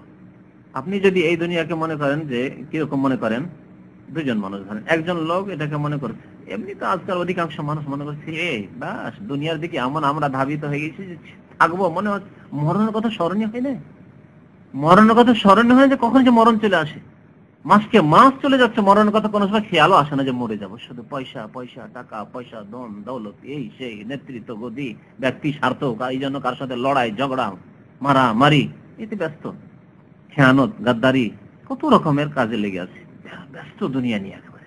তারপরে যারা মরণকে স্মরণ করছেও মনে করেন, তারা দুই শ্রেণীর। এক হচ্ছে যে মরে যেতে হবে কিন্তু থাকবো কিছু, কান্নাকা গরিব, তুমি দুনিয়াতে বসবাস করো, তোমার ইমান এমন হইতে হবে যে তুমি একজন আগন্তুক ব্যক্তি, এসেছো হয়তো 2-4 দিন বন্ধু বান্ধবের কাছে বেড়াবার জন্য, রিয়াজ গিয়েছো, 2-4 দিনের জন্য আছো, তারপর এখান থেকে চলে যেতে হবে, এরকম মনে করো যে কিছুক্ষণের জন্য এসেছি, জানি না, তাও তো সময়টা জানা নেই। এই যে সময়টা আছে, হতে পারে 10-20 বছর পেয়ে যেতে পারি, 50-60 বছর, 70 বছর সময় পেয়ে যেতে পারি, আর হতে পারে নাও পেতে পারি। মানে আমাদের 40 চলে গেছে, নবী সাল্লাল্লাহু আলাইহি ওয়াসাল্লামের সমানই যদি বয়স পাই, তো 2/3 শেষ হয়ে গেছে, ঠিক কিনা? 2/3 শেষ। আমরা কি চিন্তা করছি যার মাত্র 20 বছর আছে, যদিও পাই 60-62 বছর, তারপরেও মাত্র 20 বছর। অনেকের এখানে দামামে এসে 10 বছর, 12 বছর, 20 বছর হয়ে গেল, আর তারপরে 20 বছরের সময় নেই। কান্নাকা গরিব, জানো তুমি ক্ষণিকের জন্য এসেছো, ক্ষণিকের জন্য কোনো জায়গায় গিয়েছো, এইরকম মনে করো দুনিয়াটাকে। বরং এর চাইতে ইমানকে আরো সুন্দর করো, মজবুত করো, কি আবেরো সাবিল, পথচারী। তুমি দুনিয়াতে তুমি পথচারী, পথ দিয়ে যাচ্ছ যাচ্ছ যাচ্ছ, কোনো জায়গায় তোমাকে স্টপ করতে হয়েছে, থামতে হয়েছে, এরকম মনে করো। আর ওই ব্যক্তি চাইতে আপনার ইমান বেশি মজবুত। একজন মনে করছে যে আমি কি আগন্তুক ব্যক্তি, এখানে এসেছি, দামামে আমি থাকি না, থাকি অন্য জায়গায়, এখানে এসেছি। আর আরেকজন মনে করছেন না, এখানে থাকবো না, আমি একজনও থাকবো না, এখান দিয়ে আমাকে যেতে হবে কোথায়, বাহরাইন যেতে হবে, যে লোকটির গন্তব্য স্থান বাহরাইন, হোক এখানে থাকবে, না, টান দিবে এর ওপর দিয়ে কোন একটা রাস্তা দিয়ে টান দিল, তাও আবেরু সাবিল, তুমি নিজেকে মনে করো যে আমি পৃথিবীতে আবেরু সাবিল পথচারী। হাদিস হচ্ছে আব্দুল্লাহ বিন ওমর রাদিয়াল্লাহু তাআলা আনহুমা থেকে বর্ণিত। ওমরের ছিল আব্দুল্লাহ, তিনি বলছেন আখাযা রাসূলুল্লাহ সাল্লাল্লাহু আলাইহি ওয়াসাল্লাম মানকিবি, রাসূলুল্লাহ সাল্লাল্লাহু আলাইহি ওয়াসাল্লাম আমার কাঁধে হাত রাখলেন, মানকিব কাঁধে হাত রাখলেন। নবী করিম সাল্লাল্লাহু আলাইহি ওয়াসাল্লাম তালিমের ক্ষেত্রে, শিক্ষা দেওয়ার ক্ষেত্রে কখনো কখনো কারো হাতে হাত রাখতেন, কারো কাঁধে হাত রাখতেন। যেমন এখানে কাঁধে হাত রাখার কথা রয়েছে। কেন হাত দিলেন কাঁধে? তাকে একটু সজাগ করার জন্য, যে কথাটা যাতে করে যত্ন সহকারে গুরুত্ব দিয়ে শোনে এবং মনে রাখে, কথাটি মনে থাকবে যে আল্লাহ রাসূল ওই সময় আমার কাঁধে হাত দিয়েছিলেন, বলবে না নবী সাল্লাল্লাহু আলাইহি ওয়াসাল্লামের হাত মোবারক হাত পড়েছিল আমার কাঁধে, তাহলে মনে থাকবে না, অবশ্যই মনে রাখার জন্য। আব্দুল্লাহ ইবনে মাসউদকে যখন আত্তাহিয়াত শিখান নবী সাল্লাল্লাহু আলাইহি ওয়াসাল্লাম, তখন হাতে হাত দিয়েছিলেন, হাতটা ধরেছিলেন এইভাবে, হাতটা ধরেছিলেন এইভাবে দুই হাতে। আব্দুল্লাহ ইবনে মাসউদ বলেন বুখারী হাদিসে, ওয়া কাফফি বাইনা কাফাইহি, আমার হাতটি ছিল নবী সাল্লাল্লাহু আলাইহি ওয়াসাল্লামের দুই হাতের মাঝে। এখানেও ধরে তাকে আত্তাহিয়াত শিখিয়েছিলেন, বলো আত্তাহিয়াতু লিল্লাহি ওয়া সালাওয়াতু ওয়াত তাইয়্যিবাতু শিখিয়েছিলেন, গুরুত্ব সহকারে শেখানো যেন যায়, বলবে না, যাতে করে মনে থাকে যে নবী সাল্লাল্লাহু আলাইহি ওয়াসাল্লামের হাতের মাঝখানে আমার হাতটা একবার এসেছিল আত্তাহিয়াত শিখার সময়। আমাদের দেশের হানাফি ভাইরা এই হাদিসটিকে পেশ করে মুসাফার ক্ষেত্রে, না মুসাফা নাই, আর তারা তো বলে মুসাফা চার হাতে, ঠিক না, দুই হাত তার আর দুই হাত যে ব্যক্তি মুসাফা করলো তার, তো দুই চার হয়ে গেল। আর এখানে আব্দুল্লাহ মাসউদ বলছেন আমার এক হাত, কাফি বলা হয়েছে, আমার হাত তার দুই হাতের মাঝখানে ছিল, তিন হাতের এখানে ব্যবহার হলো। চার হাতে যদি করে থাকতেন নবী সাল্লাল্লাহু আলাইহি ওয়াসাল্লাম, তাহলে এই কথা বলতেন যে আমার হাত নবীর হাতের মাঝখানে ছিল আর নবীর হাত আমার হাতের মাঝখানে ছিল, তা তো করেনি, তাহলে চার হাত কোথায়? তাহলে এটি মুসাফা ছিল, এটি ছিল কি তালিম, শিক্ষামূলক হাত ধরা, শিক্ষা দেওয়ার জন্য, একটু সজাগ করার জন্য, সচেতন করার জন্য হাত ধরে কথা বলা, শোনো আত্তাহিয়াতু লিল্লাহি ওয়া সালাওয়াতু, এইভাবে শিখিয়ে দিয়েছে, এটি মুসাফা নাই। এইভাবে আমাদের হানাফি আলেমরা সাধারণকে বোঝাবার চেষ্টা করে যে দেখো বুখারীতে দুই হাতে মুসাফা আছে, আর এরা মানে না, দুই হাতে কোথায় মুসাফা আছে, দুই চার হাত নেই, তিন হাত আছে। বুঝার ভুল, বুঝলে হয়তো বুঝার ভুল, ইচ্ছা করে নাও হইতে পারে। তো নবী করিম সাল্লাল্লাহু আলাইহি ওয়াসাল্লাম তার কাঁধে হাত দিলেন, দিয়ে বললেন ফাকাল, বলেন কোন ফিদ দুনিয়া কাআন্নাকা গরীব। আব্দুল্লাহ বিন ওমরকে বলছেন, এটি তার সাথে খাস না, বরং এটি তার মাধ্যমে শোনানো হয়েছে, নবী সাল্লাল্লাহু আলাইহি ওয়াসাল্লাম শুনিয়েছেন, তুমি দুনিয়ায় জীবন যাপন করো এমন ভাবে কাআন্নাকা গরীব, যে তুমি একজন আগন্তুক ব্যক্তি, আবেরু সাবিল অথবা পথচারী ব্যক্তি, বা বরং তুমি পথচারী হিসাবে তোমার ঈমান আরো সুন্দর করার জন্য পথচারী মনে করো নিজেকে। এখন আছি, আপনি রাস্তা দিয়ে চলছেন, এখান থেকে আল খালিজে বাসা হেঁটে যাচ্ছেন, আর সব সময় যদি এই চিন্তা লেগে থাকে যে জানি না এখান থেকে আমি আল খালিজ বাসা পৌঁছতে পারবো কিনা, হতে পারে রাস্তায় মরে যাবো। হাফিজ ইবনে হাজার রাহমাতুল্লাহ আলাইহি ভাষ্যে লিখছেন যে অনেক ওলামা বলেছেন যে এটি সন্দেহের জন্য না, আর অথবার জন্য না, যে হয় এই হও অথবা এই হয় না, বরং এর অর্থ করেন, তাতে হবে কি, কারণ এতে ঈমানের ঊর্ধ্বতা রয়েছে, জি হ্যাঁ, গুরুত্ব বেশি দেওয়া হয়েছে, জি। তো সবসময় যদি আপনি স্মরণ করেন, দিনে একবার স্মরণ না করে উঠতে বসতে চলতে ফিরতে সব সময় মরণকে স্মরণ করছেন। আপনি কাজে কামে ডিউটিতে বেরিয়ে যাচ্ছেন, সকালবেলা চিন্তা করছেন আল্লাহ ভালো জানে ফিরে আসবো কিনা, আবার ডিউটি থেকে ফিরে আসলেন, রেস্টে গেছেন, আল্লাহ এই ঘুমের পরে উঠবো কিনা আল্লাহ ভালো জানে, রাত্রে ঘুমাচ্ছেন, আল্লাহ সকাল হবে কিনা আল্লাহ ভালো জানে। এই হচ্ছে একজনের ঈমান, আর একজন দিনে একবার শুধু মরণকে স্মরণ করে, কখন চলে যেতে হবে, হয়তো দুজনে পার্থক্য হইল না, অবশ্যই পার্থক্য, সুতরাং ওইটাই তো কথা, মরণকে বেশি স্মরণ করতে হবে এবং দুনিয়ার তাচ্ছিল্যতার কথা সবসময় স্মরণ করতে হবে, কোনো মূল্য নেই এই দুনিয়া। ওয়াকানা ইবনে ওমর, এই হাদিসটি হচ্ছে নবী সাল্লাল্লাহু আলাইহি ওয়াসাল্লামের, এই হাদিসটি বয়ান করার পরে আব্দুল্লাহ বিন ওমর ইয়াকুল, নিজের পক্ষ থেকে বলছেন, বাকি কথাটুকু আব্দুল্লাহ বিন ওমরের, তিনি বলছেন এজা আমসাইতা, তার ছাত্র কি ছিল, মুজাহিদ তাবেঈ, তারপর এজা আমসাইতা, যখন সন্ধ্যা হবে, ফালা তান্তাজিরি সাবাহা, তখন সকালের অপেক্ষা করিও না। আজকে সন্ধ্যা হয়েছে, এখন সন্ধ্যাবেলা, সন্ধ্যা রাত, এই চিন্তা করবেন না যে আমার সকাল হবে আর আমি সকালে বেঁচে থাকবো, না, হতে পারে রাত্রেই শেষ। ওয়াইজা আসবাহতা, আর যখন সকাল হবে, আগামীকালকে সকাল হলো, ফালা তান্তাজিরিল মাসা, এই চিন্তা করেন না যে সন্ধ্যা হবে তখন সন্ধ্যায় দান খেরাত করব, যাকাত ফরজ হয়ে গেছে সন্ধ্যায় যাকাত দেব, বাবা মায়ের খরচ পাঠাবার প্রয়োজন আছে, আচ্ছা ঠিক আছে আজকে না কালকে পাঠাবো, না, এক্ষুনি এই সময় আছে এক্ষুনি পাঠান, হয়তো সুযোগ পাবেন না আপনি আর কালকে। প্রত্যেক ক্ষেত্রে লাগান তো দেখি, তাহাজ্জুদ পড়া, অনেকে ভালো মানুষ আমরা অনেকে আছি যারা মনে করি যে আচ্ছা ঠিক আছে ধরবো, এই তাহাজ্জুদ শুরু করতে করতে কখন মরণ চলে আসলো, মতের পরোয়ানা চলে আসলো, তাহাজ্জুদের সুযোগই পেলেন না আপনি। বৃহস্পতিবার করে রোজা রাখবো করতে করতেই সময় চলে গেল, মতের পরোয়ানা চলে আসলো। ওই যে আসবাহাত ফালা তানতাজিল মাসা, সকাল হলে সন্ধ্যার অপেক্ষা করিও না যে সন্ধ্যা হবে, আমার নাও হইতে পারে সন্ধ্যা। হাদিসের অর্থ এও নাই যে আপনি দুনিয়া হাসিল করবেন না, কারণ আল্লাহ কোরআনে বলছেন ওয়ালা তানসা নাসিবাকা মিনাদ দুনিয়া, দুনিয়াতে তোমার যেটা ভাগ আছে সেটা তুমি উপেক্ষা করিও না, ভুলিও না, সেটাও স্মরণ রাখেন। আর সেটাকে আল্লাহর সন্তুষ্টির কাজে ব্যয় করেন, যে ধন সম্পদ আসছে সেটাকে আল্লাহ সন্তুষ্টির কাজে ব্যয় করেন। আর দুনিয়া হাসিল করতে গিয়ে দিনে ব্যাঘাত না ঘটে, সবচেয়ে বড় কথা। দুনিয়া প্রাধান্য না পেয়ে যায় আপনার কাছে, তো হিব্বুনাল আজেলা না হয়ে যায়, মানে নগদ ক্যাশটাকে আপনি প্রেফার করে দিলেন এরকম না হয়। বালতু সেরুনাল হায়াতাদ দুনিয়া করেন, তোমরা পার্থিব জীবনকে কি করছো, অগ্রাধিকার দিচ্ছ, প্রাধান্য দিচ্ছ, এরকমটা না হয়। এটি প্রত্যেকটি ক্ষেত্রে। আপনার সামনে ঘুম আর ফজরের নামাজ, কোনটিকে প্রাধান্য দিচ্ছেন? আপনি নিজের হিসাব নিজেই কষেন, ঠিক না? এইরকমই আপনার জোহরের জামাতের নামাজ আর ভাত পাক করা, কোনটিকে প্রাধান্য দিচ্ছেন? আসরের সময় জোহরের পর খেয়ে দিয়ে একটু পেট ভারী হয়ে গেছে, একটু শুইবো, শুইলেই 2টা বেজে গেছে, শুইলেই হয়তো আসর জামাতটা ছুটে যাবে। আপনি কোনটি প্রাধান্য দিচ্ছেন? আসরের জামাত 27 গুণ না আপনার ঘুম? ঘুমটা হচ্ছে দুনিয়া, বালতু ফেরুনাল হায়াতের দুনিয়া হয়ে গেল, ঠিক না? এইভাবে জীবনের প্রত্যেকটি ক্ষেত্রে আপনার বাড়িতে মনে করছেন যে টিভি কিনবো, আর আব্বাকে পয়সা পাঠাইতে হবে, কোনটাকে প্রাধান্য দিচ্ছেন? আপনি নিজের বিচার নিজেই করেন। আপনার হজ করতে হবে, হজ করতে হবে, আর দুনিয়ার কিছু কাজ রয়েছে, জমি কিনবো, কোনটা আগে করছেন? যেটা আগে করবেন সেটাকে আপনি প্রাধান্য দিলেন। তাহলে দিনের উপর যদি দুনিয়াকে প্রাধান্য দেয়, এটি হচ্ছে গুনাহের কারণ আর শাস্তির কারণ। বাকি দিনকে আপন অবস্থায় সুন্দর করে রেখে যদি দুনিয়া করে এবং দুনিয়ার পেছনে অত বেশি না ছুটে, দুনিয়ার পেছনে বেশি ছোটার প্রমাণ যে দুনিয়া কোনো সময় হাসিল না হলে আক্ষেপ হওয়া, কষ্ট পাওয়া, উফ কি হলো, টেনশনে শেষ নেই, মুখ কালো হয়ে গেছে, ঘুম হয় না কয়েকদিন ধরে, কি জন্য? যে একটা ভালো চাকরি ছুটে গেল। ঘুম হয় না কি জন্য? যে আজকে বড় লস খেয়ে গেছি। এক্সিট লেগে যাবে, কালকে আমার এক্সিট লাগিয়ে দিবে, বলেছে যে তোমার খালাস এক্সিট, তোমার আর ঘুম টুম নেই, কিচ্ছু নেই। কথা বুঝতে পেরেছেন? এগুলো হচ্ছে কি দুনিয়ার মোহর লক্ষণ, দুনিয়াকে খুব ভালোবাসতে লেগেছেন আপনি। আল্লাহ যদি এক্সিট লাগিয়ে দেয় তো কি হবে? ওইটা স্মরণ করি না, ওই সময় যদি ওইটা স্মরণ করি তাহলে এই টেনশন হবে না। ওয়াখুয মিন সিহাতিকা লিমারাদিক, আর তোমার সুস্থতা থেকে তুমি গ্রহণ করো তোমার অসুস্থতার সময়ের জন্য।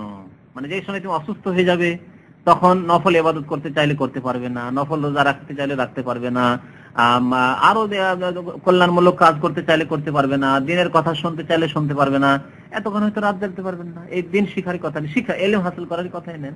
এই সময় সুস্থ রয়েছেন, আলহামদুলিল্লাহ আছেন, আপনি এই সময়টাকে কাজে লাগান। এই সুস্থ সময় থেকে এদিক সেদিক করে কাটিয়ে দিলেন, আপনি শিখলেন না, আর যখন অসুস্থ হয়ে গেলেন তখন হয়তো হতাশ করছেন, শিখলাম না, এতদিন থাকলাম শিখলাম না, আর এখন তো অসুস্থ হয়ে পড়লাম, আর তো যেতেই পারছি না। খুয মিন সিহাতিকা লিমারাদিকা, তোমার অসুস্থ সময়ের জন্য তুমি তোমার সুস্থতা থেকে কিছু পাথে সঞ্চয় করো, গ্রহণ করো, পাথে গ্রহণ করো। অমিন হায়াতিকা, আর তোমার জীবন থেকে কিছু পাথে গ্রহণ করো, তোমার জীবন যতক্ষণ আছে, লিমাউতিকা, তোমার মৃত্যু পূর্বের সময়কালের জন্য, লিমাউতিকা মানে বাদা মৌতিকা, তোমার মৃত্যু পূর্বের জন্য। মরণের পর আর কিছু নেওয়ার উপায় থাকবে না তোমার কাছে, তোমার কাজকর্ম সব বন্ধ হয়ে গেছে। এই হাদিস থেকে যদি কেউ এরকম নেই যে সুস্থ অবস্থায়, নবী সাল্লাল্লাহু আলাইহি ওয়াসাল্লাম কি বলছেন, সুস্থ অবস্থায় তুমি গ্রহণ করো তোমার অসুস্থ অবস্থার জন্য, ঠিক কিনা? তাহলে বোঝা যাচ্ছে যে অসুস্থ অবস্থায় কিছু করতে পারবো না, এখন সুস্থ অবস্থায় যা কিছু করার করে নি, ঠিক না? অথচ নবী করিম সাল্লাল্লাহু আলাইহি ওয়াসাল্লামের একটি হাদিস রয়েছে, আরেকটি হাদিস শুনিয়ে দিয়ে সম্পর্কে, তার বাহ্যিক অর্থের সাথে এর কোনো দ্বন্দ্ব নেই। ওই হাদিসটি কি? ওই হাদিসটি আছে এরকম, নবী সাল্লাল্লাহু আলাইহি ওয়াসাল্লাম বলছেন, এটি বুখারীতে আছে, এজা মারেজাল আব্দু, কোন বান্দা যখন অসুস্থ হয়ে যায়, আও সাফারা, অথবা যখন সফরে চলে যায় কোথাও, কাতাবাল্লাহু লাহু মা কানা ইয়ামালু সাহিহান মুকিমান, মানে আল্লাহ তার জন্য লিখতেই থাকেন সুস্থ অবস্থায় বা মুকিম অবস্থায় যা আমল করত। উদাহরণ দিয়ে বলছি, আপনার কোনো একটি আমল ছিল যেটা আপনি নিজের বাড়িতে থাকাকালীন করছিলেন বা নিজের বাসস্থানে থাকাকালীন করছিলেন, দামামে করতেন, আপনি তাহাজ্জুদ পড়তেন, উদাহরণস্বরূপ তাহাজ্জুদ পড়তেন আপনি, উদাহরণস্বরূপ সোমবার বৃহস্পতিবার রোজা রাখতেন, বা কোরআন তেলাওয়াত করতেন ডেলি এক পারা করে, তাফসীর পড়তেন আপনি ডেলি কিছু কিছু করে, সপ্তাহে মঙ্গলবার আসতেন, শুক্রবার আসতেন দিন শিখার জন্য, এগুলি করতেন কিনা? এখানে 2 সপ্তাহের জন্য আপনাকে আপনার মালিক জিদ্দা পাঠিয়ে দিল, বা এমন জায়গায় পাঠালো যেখানে দিন শিখার কোনো উপায় নেই, সেখানে গিয়ে আপনি সফরে আছেন, আর এমন জায়গায় আছেন যেখানে সফরে কষ্ট, তার মধ্যে তাহাজ্জুদ পড়াও সমস্যা, হয়তো ওই রকম ক্ষেত্র পাচ্ছেন না আপনি, আর রোজা রাখা তো সমস্যা সফরে, তাহলে এই যে আপনার রোজাগুলি ছুটে গেল, তাহাজ্জুদ ছুটে গেল সফরে যাওয়ার কারণে, আপনার এই দিন শিখার যে সওয়াবটা ছিল, কোরআন তেলাওয়াত বা তাফসীর পড়ায় যে সওয়াবগুলি ছিল, এগুলি ছুটে গেল, তো এগুলি পাবেন না পাবেন না? এটি হচ্ছে সফরের উদাহরণ দিলাম। সুস্থ আর অসুস্থর উদাহরণ দেন। সুস্থ অবস্থায় আপনি তাহাজ্জুদ পড়তেন, নিয়মিত তাহাজ্জুদ পড়ে যেতেন, আপনি রোজা রাখেন সোমবার বৃহস্পতিবার, হঠাৎ করে অসুস্থ হয়ে গেলেন আর তাহাজ্জুদ পড়তে পারেন না, সোমবার বৃহস্পতিবার রোজাও রাখতে পারেন না, অসুস্থ হওয়ার কারণে আর আসতে পারেন না, দাল্লাসানায় থাকেন বা কোথাও থাকেন, অসুস্থ। কি ব্যাপার ভাই, সেন্টারে মঙ্গলবার দেখতাম, শুক্রবার দেখতাম, মুখকে দেখতে পাই না, অসুস্থ, উনি আসতে পারেন না। নেকি পাবেন না পাবেন না? নেকি আপনার কন্টিনিউ থাকবে। তাই বলছেন এজা মারেজাল আবদু, কোন বান্দা যদি অসুস্থ হয়ে যায়, আও সাফার অথবা সফরে চলে যায়, কাতাবাল্লাহু লাহু, তাহলে আল্লাহ তার জন্য লিখতেই থাকবেন মা কানা ইয়ামালু, যে আমলগুলি আগে করছিল, সাহিহান সুস্থ অবস্থায়, মুকিমান এবং মুকিম অবস্থায়। মুকিম অবস্থায় যে আমলগুলি করছিল, সফরে চলে গেলে তার লিখতে থাকবেন আল্লাহ রাব্বুল আলামিন। সুস্থ অবস্থায় যে আমলগুলি করছিল, অসুস্থ হয়ে গেলে করতে পারছে না, তাহাজ্জুদ পড়তে পারছে না, তাহাজ্জুদের নেকি লিখা হচ্ছে। কোরআন তেলাওয়াত এক পারা করে করতে সুস্থ অবস্থায় আর করতে পারছে না, এখন আল্লাহ লিখতে আছে। এই ক্ষেত্রে দেখেন, এই হাদিসটিকে সামনে রাখেন আর আগের হাদিসটিকে, খুজ মিন সিহাতিকা লিমা রাযাকা, তোমার অসুস্থ সময়ের জন্য তুমি সুস্থ অবস্থায় কিছু গ্রহণ করো। তো বাহ্যিক যদি কেউ এরকম বুঝে যে তাহলে অসুস্থ অবস্থায় আমল করতে পারবো না, হবে না যে নেকি, সেজন্য এখন নেকিগুলি করিনি, ঠিক না? এরকম অর্থ কেউ যদি নাই, তো দুটো হাদিসের যেন দ্বন্দ্ব মনে হচ্ছে, কিন্তু দ্বন্দ্ব নেই। তাহলে দুটো হাদিসের অর্থ এই যে, যেই ব্যক্তি সুস্থ অবস্থায় ভালো আমলগুলি, নফল ইবাদত বন্দেগীগুলি করতো, সে অসুস্থ হয়ে গেলেও পেতে থাকবে। যেই ব্যক্তি মুকিম অবস্থায় ভালো আমলগুলি করতো, সফরে চলে গেলেও সে পাবে। পক্ষান্তরে যেই ব্যক্তি সুস্থ অবস্থায় আমলগুলি করতো না, অসুস্থ হয়ে গেলে পাবে কি? পাবে না। আপনি তাহাজ্জুদ পড়তেন সুস্থ অবস্থায়, অসুস্থ হয়ে গেছেন, একদিন তাহাজ্জুদ পড়তে উঠতে পারলেন না অসুস্থতার কারণে, জ্বর হয়ে গেছে, কাশি হয়েছে ইত্যাদি, নেকি পাবেন আপনি। পক্ষান্তরে আমি যদি তাহাজ্জুদ না পড়ি, তাহলে আমি সুস্থ অবস্থাতেও যেমন নেকি পাবো না, যেহেতু পড়ি না, অসুস্থ অবস্থাতে নেকি পাবো না, কারণ আমি পড়তাম না। কিন্তু আপনি যে পড়তেন, সেজন্য আল্লাহ রাব্বুল আপনাকে দেবেন, কারণ ওখানে ওজর হয়ে গেছে আল্লাহর পক্ষ থেকে, আল্লাহ আপনাকে অসুস্থ করেছেন, আল্লাহ আপনাকে সফরের কারণ করে দিয়েছেন সফর করার, সেজন্য আল্লাহ রাব্বুল দিতে থাকবেন। আপনার ইখলাস আছে, নিয়ত আছে যে আল্লাহ যদি আমি সফরে না থাকতাম, আমি যদি আপনার অসুস্থ না হইতাম, তো এই কাজগুলি করতাম। যাদের ক্ষেত্রে আল্লাহ রাব্বুল আলামিন দিবেন, হ্যাঁ, মাসে তাদের 5 দিন 7 দিন করে চলে যাচ্ছে মেনসুর পিরিয়ডে, আল্লাহ দেবেন, তাদেরকে দেবেন ইনশাআল্লাহ তাআলা, অবশ্যই দেবেন। কিন্তু যে বেনামাজি তাকে কি করে দেবেন? এমন তো না যে বেনামাজি 25 দিন নামাজ পড়লো আর 5 দিন মেন্স থাকলো, তখন ওর নামাজের নেকি পেয়ে গেল, পাবে কি? সেম উদাহরণ বলা যেতে পারে। 40 দিন ধরে নেফাসে আফটার ডেলিভারি নাপাক থাকলো, তখন নামাজ পড়লো না, যে নামাজি মহিলা সে নেকি ইনশাআল্লাহ পাবে। কিন্তু যে বেনামাজি সে আবার কিসের নেকি পাবে? সে তো সুস্থ থাকলো, পড়তো না। জি, নবী সাল্লাল্লাহু আলাইহি ওয়াসাল্লামের এই প্রসঙ্গে আরেকটি হাদিস রয়েছে, হাদিসটি রয়েছে মুস্তাদরাক হাকিমে। নবী সাল্লাল্লাহু আলাইহি ওয়াসাল্লাম একজন লোককে বললেন উপদেশ দিতে গিয়ে, ইগতানিম খামসান কাবলা খামস, 5টি বস্তুকে 5টি বস্তুর পূর্বে তুমি সম্পদ মনে করো, ইগতানিম গনিমত মনে করো। হ্যাঁ,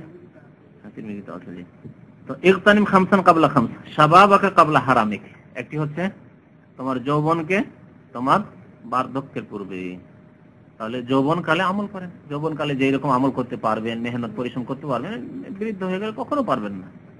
ওয়াসিহাতাকা কাবলা সুকমিক, তোমার সুস্থতাকে তোমার অসুস্থতার পূর্বে সম্পদ মনে করো, মূল্যবান সম্পদ। সুস্থ যখন রয়েছে কাজ করো, কারণ অসুস্থ হয়ে গেলে করতে পারবে না। গনাকা কাবলা ফাকরিক, এবং তোমার দারিদ্রতার পূর্বে তোমার সচ্ছলতাকে তুমি গনিমত মনে করো। সচ্ছল রয়েছে, এখন ইচ্ছা করলে হইতে পারে আপনার কাছে 10 লাখ টাকা থাকে, ইচ্ছা করলে আপনি 2 লাখ টাকা দিয়ে, অসুবিধা নেই, অন্তর থাকলে মসজিদ বানিয়ে দিলেন। কিন্তু যখন আপনার কাছে পয়সা থাকবে না, ইচ্ছা থাকলেও পারবেন না। তাহলে দারিদ্রতার পূর্বে আপনি সচ্ছলতাকে গনিমত সম্পদ মনে করেন, ওই সময় কাজ করেন। এখন টাকা পয়সা আছে, এখনই করে ফেলি, এমন না যে আমার ছেলে মেয়ে তো ভালো আছে, ইনশাআল্লাহ সাদকা জারিয়া করবে। আজকাল অনেক মানুষ এরকম আছে যে ছেলে মেয়েদের জন্য শুধু জমাইতে আছে, আর এই আশা করে আছে যে আমার ছেলে মেয়েরা আমার জন্য করবে। না, মোটেই না, নিজে করতে হবে, এবং নিজে যখন সচ্ছল আছেন তখনই করতে হবে। হতে পারে কালকে আর সচ্ছল থাকবেন না আপনি। আর কি 3 নম্বর হয়ে গেল। 4 নম্বর ফারাগা কাবলা শুগলিক, তোমার ব্যস্ততার পূর্বে তোমার অবসর। ওই যে 2 নিয়ামতের হাদিস প্রথমে এর আগে হয়ে গেছে। তো ব্যস্ততার আগে এখন ফ্রি রয়েছেন, শুক্রবার ফ্রি রয়েছেন, হতে পারে আগামীতে কোনোদিন শুক্রবার আপনার ডিউটি লেগে যেতে পারে। দেশে গেলে ছুটি কোথায়? আপনার কোনো ছুটি নেই। দেশে যারা রুজি রোজগার করছে, শুক্রবার কোনো ছুটি আছে? চাকরি করছে তাদের ছুটি আছে, বাকি যারা এমনি রুজি রোজগার ব্যবসা বাণিজ্য তাদের কোনো ছুটি আছে? ছুটি নেই। এত ব্যস্ত যে খাওয়ার সময় পায় না।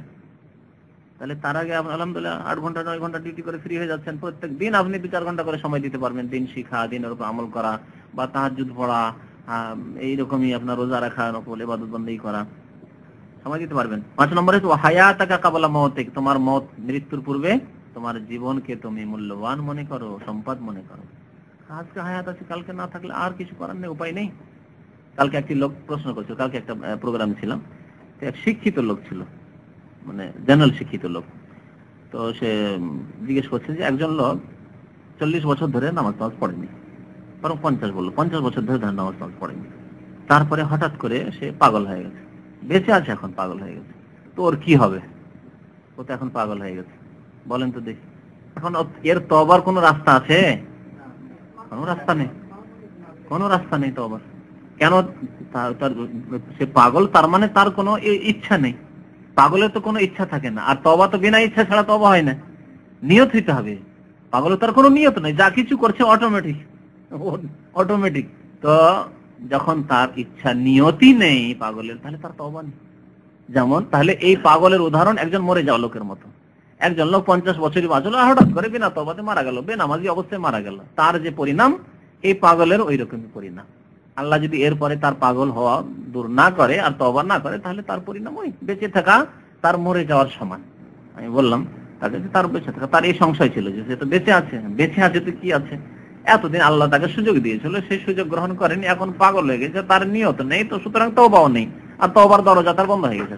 যেমন মরে গেলে তওবার দরজা বন্ধ, ঠিক কিনা? এখন জীবিত অবস্থায় পাগল হওয়ার কারণে তার তওবার দরজা বন্ধ হয়ে গেছে। আল্লাহ কোনোদিন সুস্থ করলে তওবার দরজা আবার খুলবে, না হয়ে গেছে গেছে তার। এই ক্ষেত্রে প্রযোজ্য, এই যে পাগল হওয়ার পরের ক্ষেত্রে প্রযোজ্য, আগের ক্ষেত্রে কি করে প্রযোজ্য হবে? এখন পাগল হওয়ার পরে কোনো অন্যায় কাজ করলে, কাউকে খুন করে দিলে আল্লাহ মাফ করবে, এই খুনের কথা আল্লাহ ধরবে না। মদ খাচ্ছে, পায়খানা খাচ্ছে, আল্লাহ ধরবে না। একটা পাগল পায়খানা খেলেও ধরবে না, মদ খেলেও ধরবে না, ঠিক কিনা? জেনা করে নিলেও ধরবে না। এখন একটা পাগল একটা পাগলিকে পেলো আর জেনা করে নিল, ধরবে আল্লাহ কি? ধরবে না। তাহলে ওখানকার সমাজের লোককে ধরবে, তারা যদি দেখে তাহলে বাধা দিতে হবে, কিন্তু তাকে আল্লাহ ধরবে না। তাহলে পাগল হওয়ার পরবর্তী জীবনে যে আমলটা পাগল হওয়া অবস্থায় হবে, সেই ক্ষেত্রে কোনো ক্ষেত্রে আল্লাহ তাকে ধরবে না, কারণ তার নিয়ত বলে কিছু নেই, সে পাগল। রফিয়াল কালামান সালাস, আল্লাহ তার উপর থেকে কলম উঠিয়ে নিয়েছে। কিন্তু তার আগের অবস্থাটা, তার আগে আল্লাহ তাকে সুযোগ দিয়েছিল, আমল করার সুযোগ দিয়েছিল, তওবা করার সুযোগ দিয়েছিল, সেই সুযোগকে সে কাজে লাগায়নি, হতভাগা। আল্লাহ